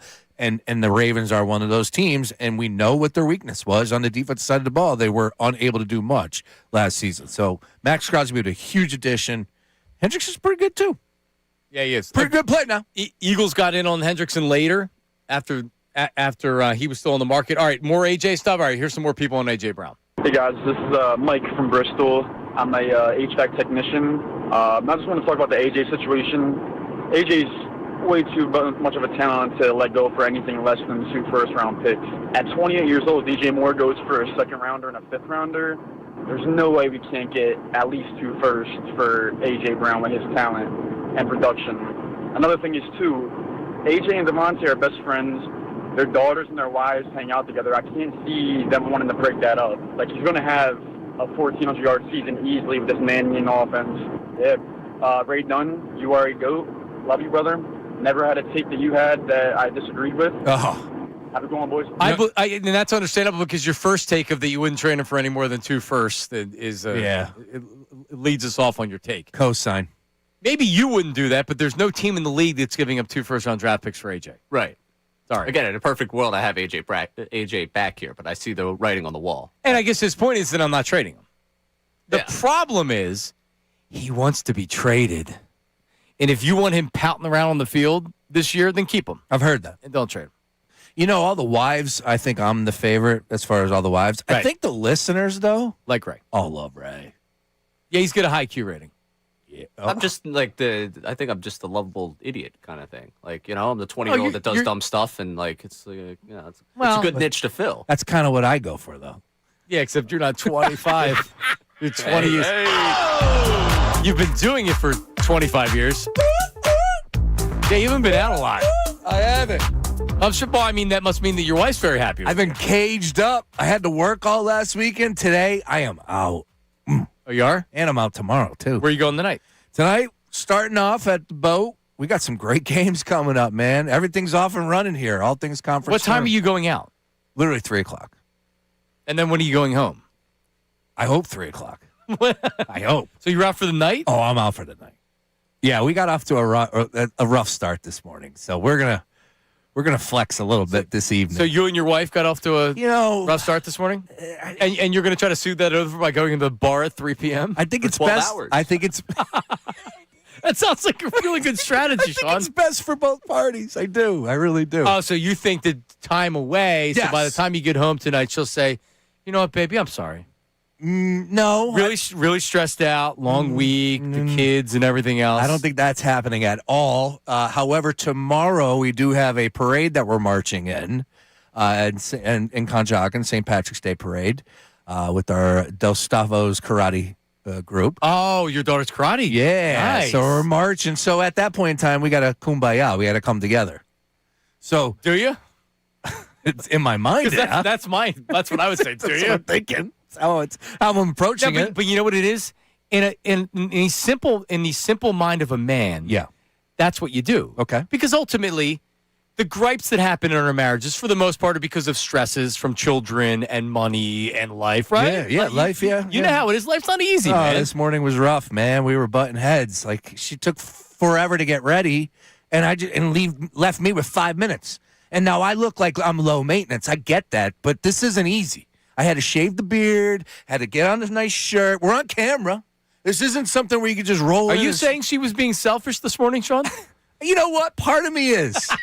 Part of me is, damn it. This is really impressive to watch you double down on the radio. And then go to the bar at 3 p.m. Yeah, no, this is really good, dude. It's conference tournament weekend, I'm okay? That's impressed. one, all right? So I'm allowed to be out. Oh, no, it's not even tournament. It's conference tournament. Conference tournament weekend. Leads into Selection Sunday, and oh, by the way, is a huge deal. So next Friday and Saturday, you'll be home. That is incorrect. Next Friday, we'll be working. Yeah, next Friday we're at Parks. And you'll be working on Saturday. Sean and Ray will be working. I'm just kind of laying the groundwork here for where this conversation goes. It's conference tournament weekend, then it's the open of the tournament, and then we're going to get to baseball season, boys. No. It's just we're focusing on right now. We're right now. Baseball season, boys. This is tournament time. I'm just telling you, if you're going to start pushing the chips to the center, it might be a little early in the game to do that. Yeah, it's all about college hoops. I just love the strategy of, hey, we were fighting this morning. Let me go to the bar at 3 p.m. It's a bold one for sure. What, out of sight, out of mind? I mean, that's No. I don't think that's how. I'm not married. I don't know. So my translation is, hey, you got the kids tonight. I'm going to be watching basketball and drinking. Well, you know, she enjoys the mother role a lot, right? She enjoys, having the kids around. Yeah. I get yelled at. Literally, my daughter was yelling at me this morning, saying the same thing. She was train them. Parroting the exact words that my wife was saying to me. What was she yelling at you about? About how I was on the computer at a 7:30, getting ready for the show. Getting ready for work, yeah. Yeah. All you're doing is sitting around, Daddy. You should be more like Mommy. That's what she said to me on the way I dropped her off to kindergarten. I kid you not. No, I agree. They hear that. No, and by the way, you have a job. You're always prepared. Thank you. You're sending stuff in the morning that you need, just like I am. Thank you. All right, I got your back here. I appreciate Now, that. going to the bar at 3 p.m., I don't know if I have your back on, but... Oh, come on. It's bold. It's a bold move to try to repair. It's a nice family spot, man. All right, I'm just going by myself. I was thinking about this earlier with like my joy in life is folding laundry and doing dishes and watching shows on my phone while I do it. No shot. No. I know, that's what I'm saying. I get real pleasure out of that. Or I could go to the bar at 3 p.m., which I'm thinking, you know what? That sounds like a better time. It is conference tournament time, man. We got ACC, SEC, Big Ten. WAC. We're rolling. Yeah, I know you're a big Western Athletic Conference. MEAC. Conference USA. Don't forget about the MAC. Listening to the two of you talk about getting ready for the day is just hilarious from my vantage point of the whole thing, where today literally all I did was say, water's in the fridge. Here's a cup of water. Right. Put it out for my buddy who was passed out on my couch. What I didn't say is you could get up earlier and get your work done, and then you could be a better help in the morning to the family. Ooh. Was that at me? No, but I don't believe that. Oh. I don't believe that. That's something a woman would say to you. Well, I think I did get that. Okay. Yeah. She did say that. But let me push back on that, though, if you wouldn't mind. Because, there was a structure to this. And then all of a sudden today, it felt like that structure just got pushed to the side. And here's me just picking up the pieces of what's left. But she also needs to understand that you... Yeah, I hear that. You have to get ready for work. Just because you're a guy doesn't mean that you don't deserve some time to try to make yourself look good. Took forever. What are we doing up there? Let's go. Call her woman then while you're at it. I fed the kid mac and cheese this morning at 8:05. Let's go. What bar at 3 o'clock? We're going to the boat, baby. On the boat. Is Beef meeting you there? You're damn right he is. So, yeah, a 25-year-old's meeting him there on top of it. Hit me. Hit me. Hit me.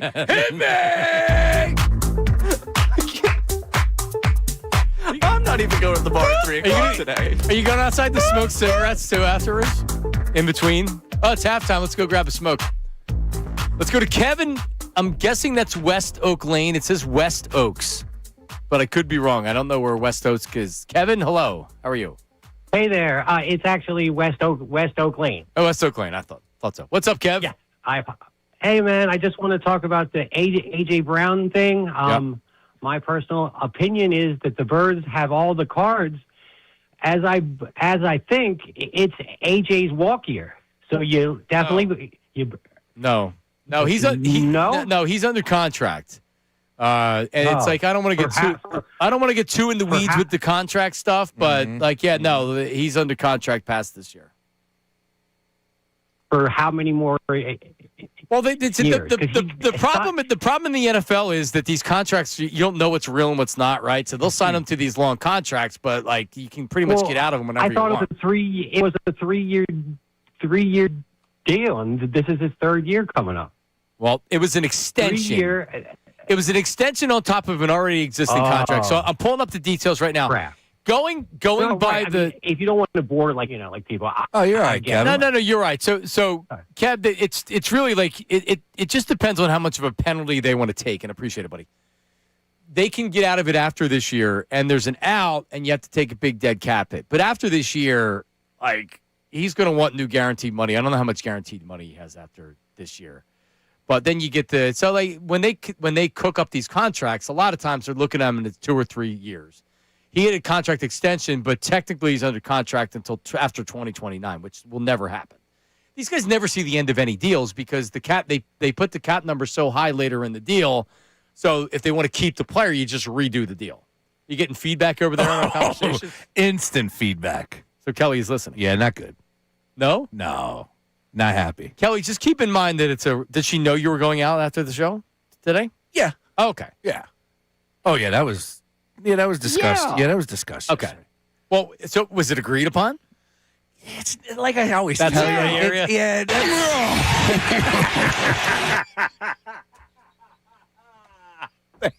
Thank you, Tony. Yucky. Oh, man. Oh, love. Come on. Having some fun here on a feel-good Yacht Rock Friday the 13th. It's a Yacht Rock Friday the 13th. Friday. Yep. Yeah. Do we have another A.J. Brown voice memo, Ray? Everybody has opinions on A.J. Brown. Just text the text line with your voice, 610-632-0975. What do we got? AJ, don't go. You and Hurts can work it out. You feel wrong, but he'll throw the ball to AJ, don't go. Oh, that's good. You need to stay here with us. Get one more Lombardi. Bring it home. AJ, don't go. What do you think? I think it was great. It was great. Money. Love it. He's gonna go though. Yeah, he is. But that's kind of like what I'm singing too. What is if Jaylen could sing him a song? What would he sing? Baby, bye, bye, bye, bye, bye, bye. You think he's got time for this nonsense? No. I think he was happy A.J. Brown was going on social media every week and no, what being cryptic. Yeah, Jaylen's out there doing his thing, reading to kids right now. Do you have oh yeah, actually we got to bring that before the end of the show. Yeah. It was Albert Breer had said it. I don't know if we have the exact cut. But he had said, I think he had said it on our sister station this morning up in Boston, he had said that they were not in a good place at the end of the season. Now, he's a reporter. It doesn't necessarily make it correct. But what Albert Breer's doing, and we had talked about him earlier, so every insider is kind of different. And Schefter clearly is getting a lot of agent and GM talk. Like it's like he's getting the bullet points for everything. A guy like Breer is talking like, he thinks he's like a real football guy. So he's talking with all these GMs, getting an idea. He's throwing less out there, and he's learning more about the situations, and then he's talking about it and reporting on it. And when he's talking about A.J. Brown, that's the feeling of a lot of GMs and personnel directors and probably Howie Roseman and people, agents and things like that. He talks to a lot of people.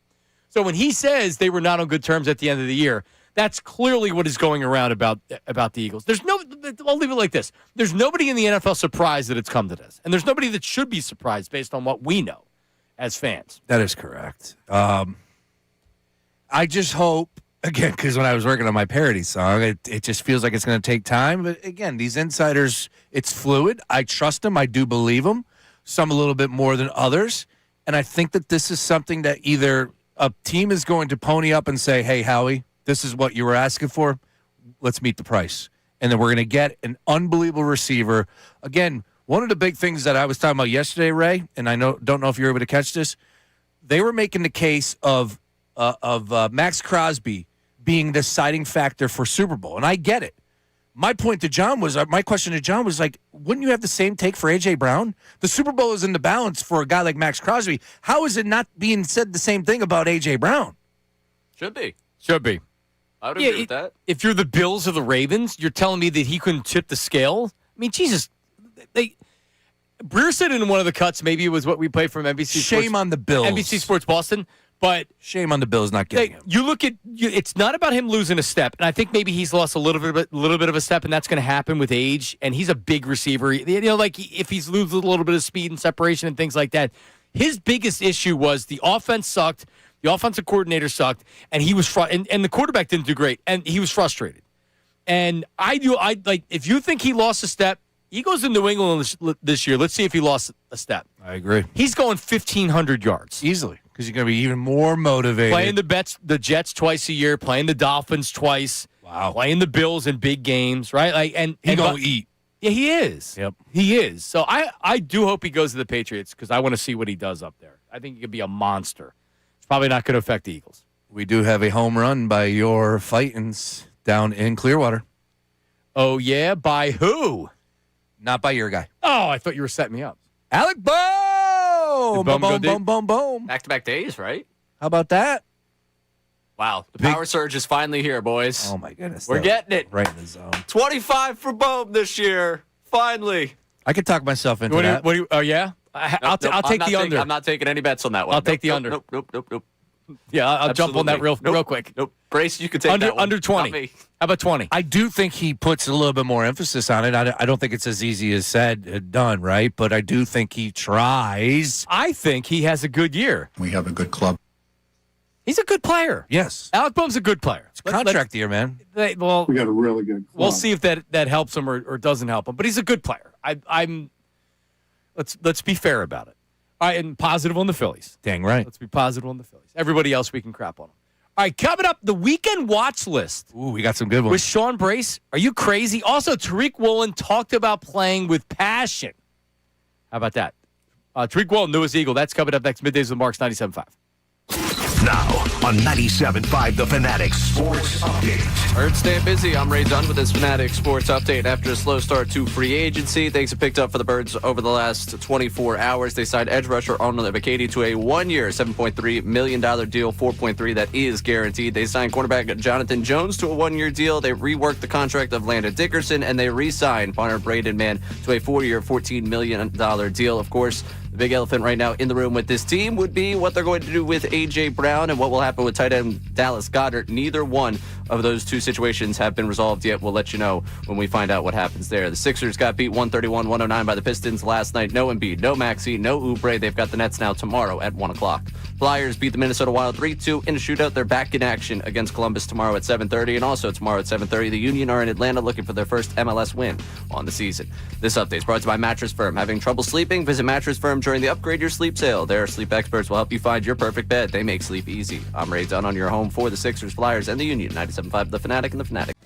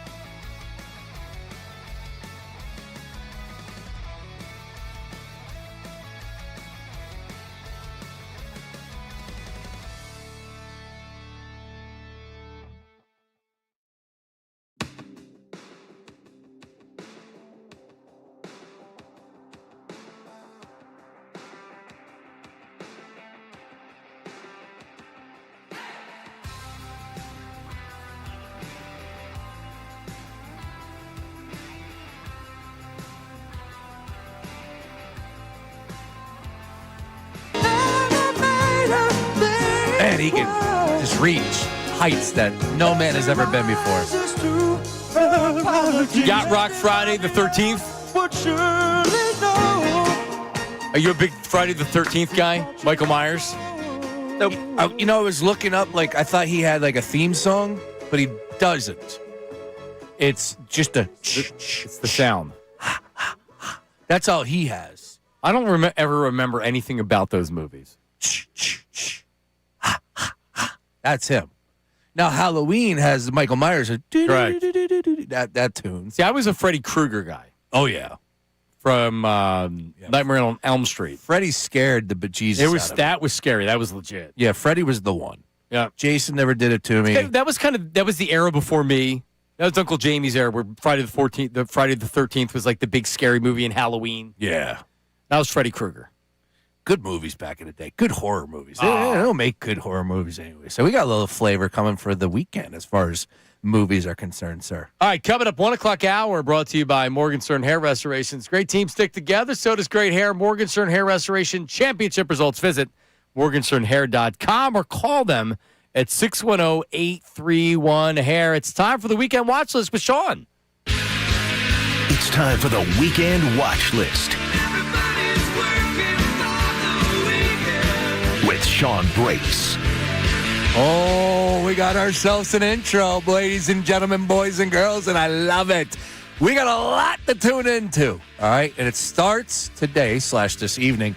Let's head out to the Diamond, the WBC. Team USA back in action, led by the greatest manager in all of baseball. Misread the calculation. My guy, Mark DeRosa. Team USA, a monster, -900 favorite against Canada. That game is going off at 8 p.m. Once again, on Fox, you get Logan Webb on the mound. Also, just to let you know, you get South Korea and Dominican Republic at 6:30. DR, -1100, with Christopher Sanchez getting the start for the DR. All right, we keeping it moving. The PGA Tour is rolling on, boys. We're calling this one the 5th major. It continues at TPC Sawgrass in Florida. How about this? 18 balls found to water after round 1 on the famous Island Green. That's the 17th hole at TPC Sawgrass for the people that don't pay attention to the greatest sport ever. Who, me, Ray, and I? That's right. It played as one of the most difficult holes on the course yesterday in the opening round. Right now, we have a 3-way tie at the top. 3 players at -8. So, of course, got to keep it locked this weekend. It will have a screen. Show me your quads. Yeah, that's definitely one of my quad there. All right, Sunday, the Oscars, boys. Is that right? You guys are big movie buffs, too, aren't you? So I've seen all of them. The year that Will Smith punched Chris Rock, slapped Chris Rock. How about that? I was on a plane going to Clearwater for the Clearwater broadcast. We landed and everybody put their phone on and everybody had the same reaction at the same time. Like, did you see what happened with Will Smith? Did that really just happen? Keep my wife's name out your mouth. All right, so look, the Academy Award for Best Picture is where we always go to. Secret Agent, Bogania, Marty Supreme, everybody loves Timothée Chalamet, Train Dreams, Hamnet, Frankenstein, Sinners, F1, One Battle After Another, and Sentimental Value. I think Sinners gets the job done. We shall see. I'm a Sentimental Value guy. Oh, okay. Be my pick. That's right. Oscars hosted by Conan O'Brien. For a little trivia off of Bob, who hosted the Oscars the most in history of Oscars? Ooh. Good question. Great question. It's a Bob, you're telling us? It's a Bob. How many times? 18. 18 times? Yes.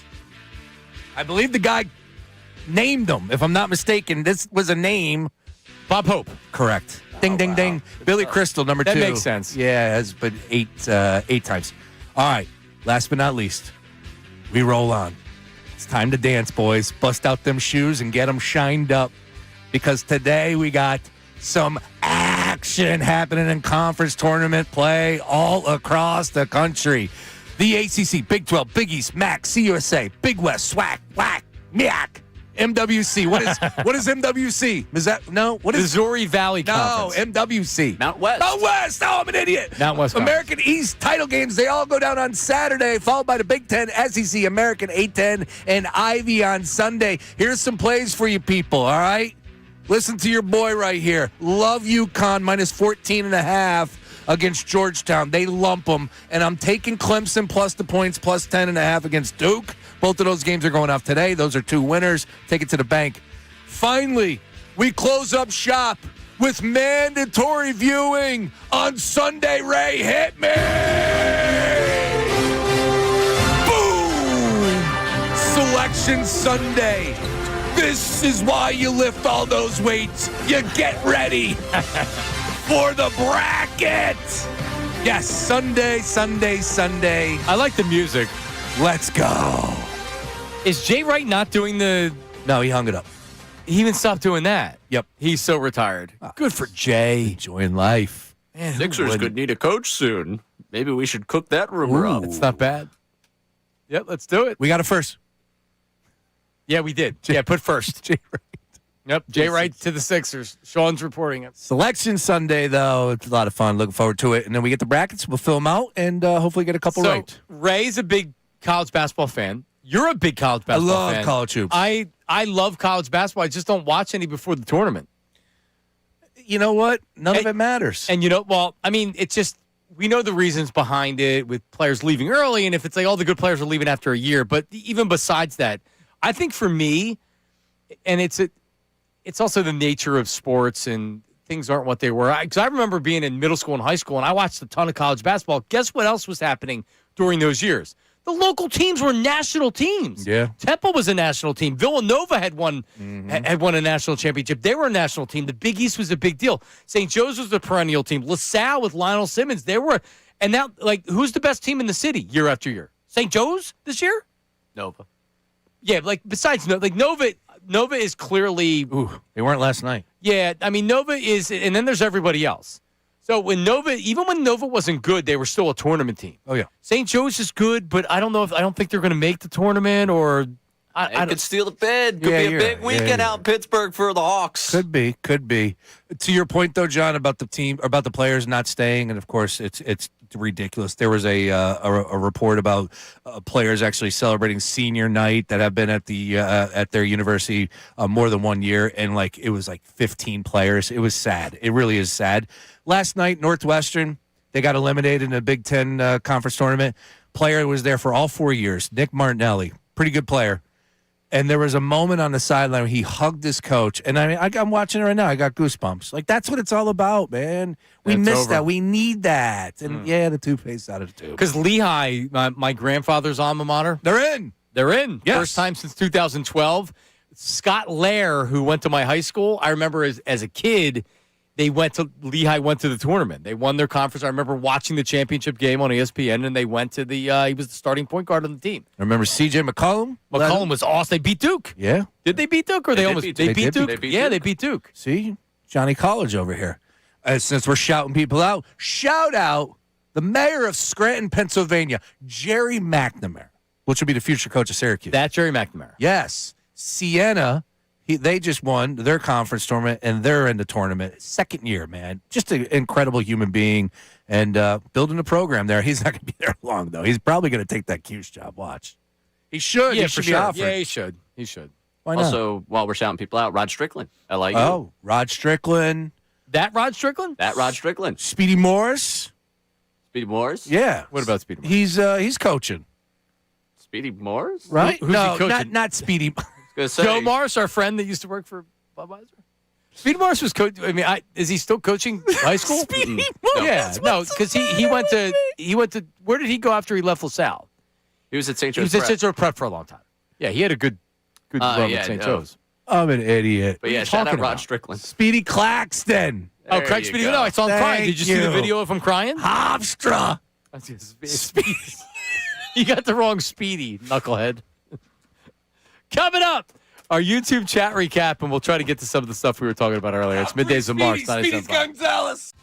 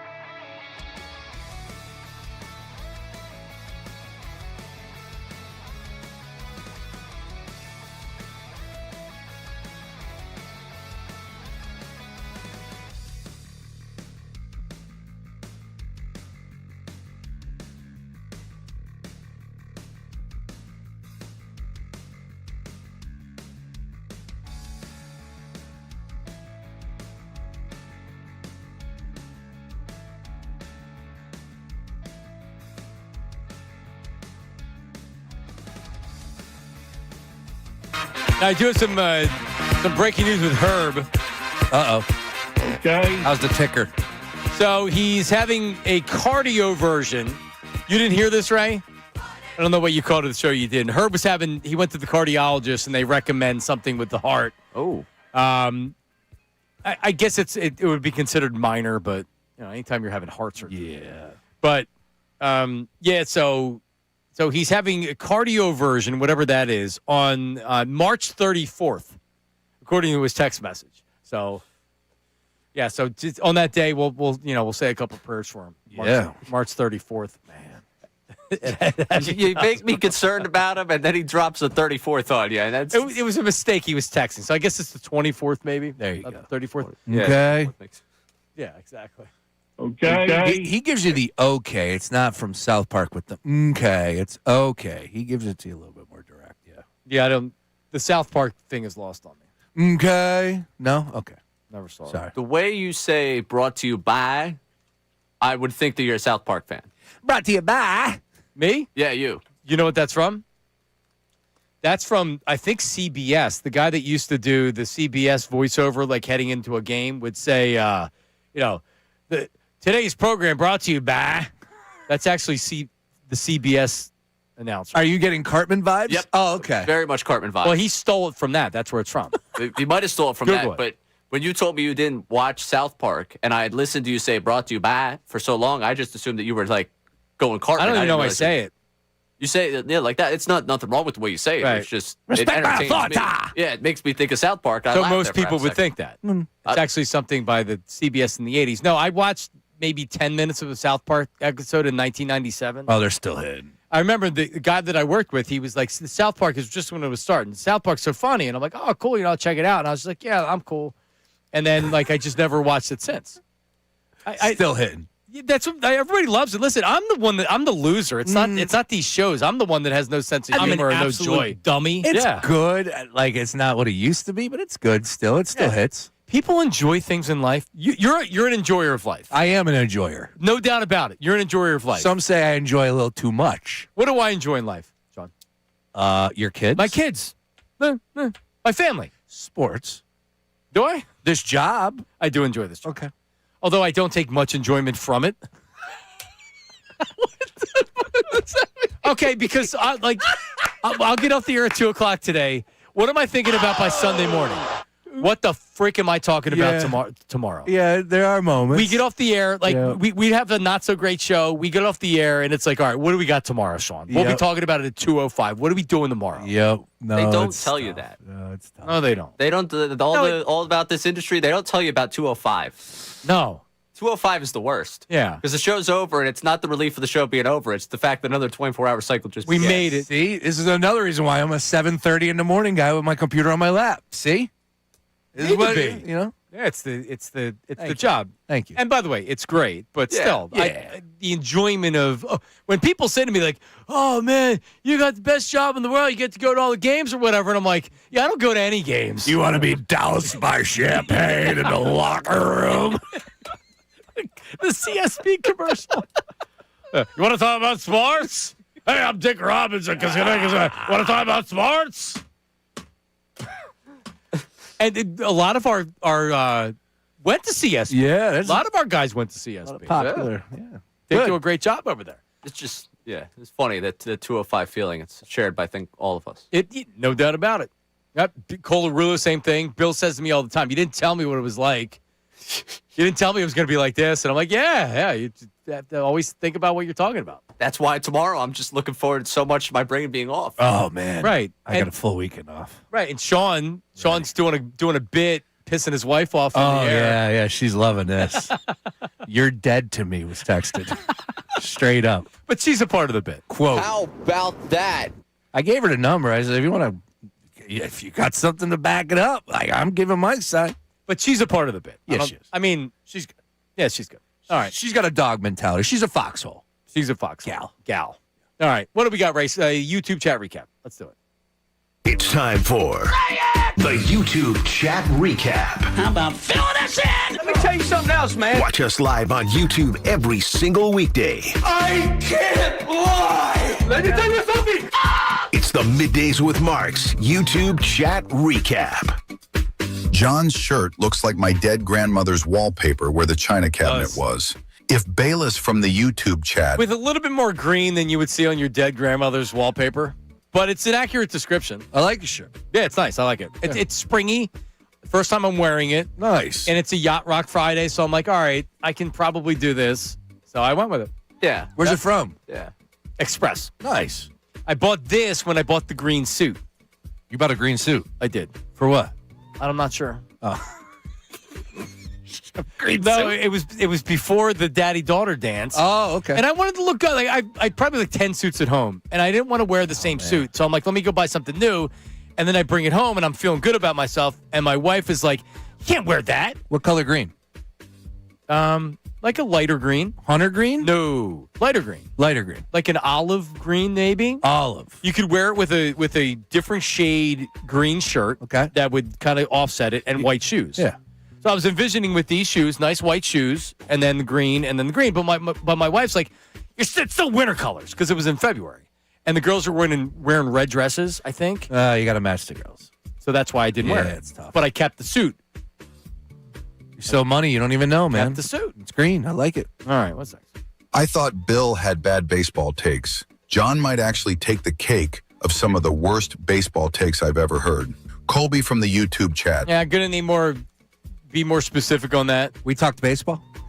Is this World Baseball Classic reaction? Because I'm rooting against the United States. I don't know. Misread the calculations.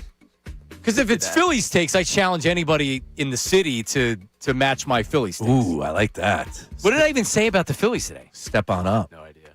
I wish I had a really good. Oh, we got Ricky some. Bo. Yeah, you Yeah? got that challenge. No, but what I'm saying is that like we can go head to head. We talk about whatever with the Phillies. Let's talk minor league system. Let's talk contracts. Let's do whatever. You suck. And we're in the same category. To say that I have bad Phillies takes would be silly. You may disagree with some of my takes, but I'm on top of it. I like it. Is this AutoZone stuff? We didn't even do any AutoZone. Dude, today. listen, I think sharp baseball minds would agree that Otto Kemp is going to have a great season. Otto is on point, suck. man. He's doing it. You suck. Come on, John. If you're going to diss cornhole, don't replace it with lame can jam. Jim from Souderton. Yeah, I don't disagree. Yeah, that's a good one. I'm right there with you, Jim. Why are we ripping Can Jam all of a sudden? Who plays Can Jam? Clearly me, because I'm asking the question. My point, Ray, was I knew that comment would be met with resistance because cornhole / bago is very popular. Absolutely. And Can Jam's more of a niche thing. Right? Like you and I play because we're athletes. Yeah. Right. Yeah. These fat guys that are playing cornhole. You can't even get it through the hole. Come on. Lies. No, John? and like honestly, like whenever I have one. My wife got me something. I think it was a birthday. It's a personalized Marks. No, it's nice. Yeah, she spent big money on it. You are a big can jammer. And then it just sits in my garage. No, the cornhole thing. What is the cornhole? She got me personalized cornhole. You got thing. personalized yes, boards with the name on it, marks on it, and everything. And I never get it out because I have no interest. Oh. All right, there's all dust. John's shirt is just an 80s TV screen when you don't pay the cable bill. JM from the YouTube chat. Yeah, I don't know about that. And by the way, because the chest hair is shaved because I was in Florida. Oh, let it rip. No, it's not. You know, I don't have Ray. You can see Ray's chest hair coming out from the top of his shirt. True, absolutely. What am I gonna do? Trim it. Grow back tomorrow? What are we gonna do? The same thing Sean and I do. Trim it. Yeah, you gotta tighten up, bro. I'm all right. Thanks, though. I appreciate it. 2026. When we get closer to warm weather, I'll tighten up. Right now, I got a razor you can use. No, I think I can get my own. Appreciate the offer, though. You know, they sent me a few. You hear how annoyed Ricky was when he's like, oh, you talk sports? Because Ricky likes that we talk a lot of non-sports, but he doesn't like it because he doesn't get to talk a lot of non-sports. He's a sporty guy. Give him the heater. All right, what else? I love Hurts, but he hasn't shown me that he's as irreplaceable as AJ. I'd rather see Hurts walk. What? Bobcat from Kennett Square. Bobcat Goldthwait? Are you out of your mind? You got yourself a franchise quarterback. Yeah, a franchise quarterback. A Super Bowl MVP. Yeah, a Super Bowl MVP. Come on, man. You ain't letting him But here's the thing about it, Sean. Yeah. There's life after both players. Normally, when you have a Super Bowl MVP that's been to 2 Super Bowls in 4 years, you would think that it's like, all right, I know that you're not going to have a player forever, but can you imagine the team without this player? You know what I mean? Like, could you imagine the Eagles without Howie Roseman? No. No, probably not. Yeah. Could you imagine it without Nick Sirianni? Yes. Could you imagine the team without Jaylen Hurts? Not right now. Like, I get what you're saying. Down the road? I get what you're saying. Of course. This team will win a Super Bowl with another quarterback before it's all said and done. All right. In this run right here. I think they win another with this guy. I would love to see that, dude. Oh, so in the 10 seconds we have left, Sean has the and by the way, Silvana has the book too. Better than a touchdown rim by Jaylen Hurts. I'll just give you one thing he writes here in the beginning. 10% of life is what happens to you, and 90% is how you respond. Let's go! Did you read that to Lane? And I did. Kendall. Love Kendall? it. She knows who Jaylen is. She has a jersey. Yeah, my kids have. Do they all? No, one of them might have a Hurts jersey. I went Saquon and AJ or Devontae. Nice. Coming up next, the guys and Silvana. See ya. Now on 97.5 The Fanatic's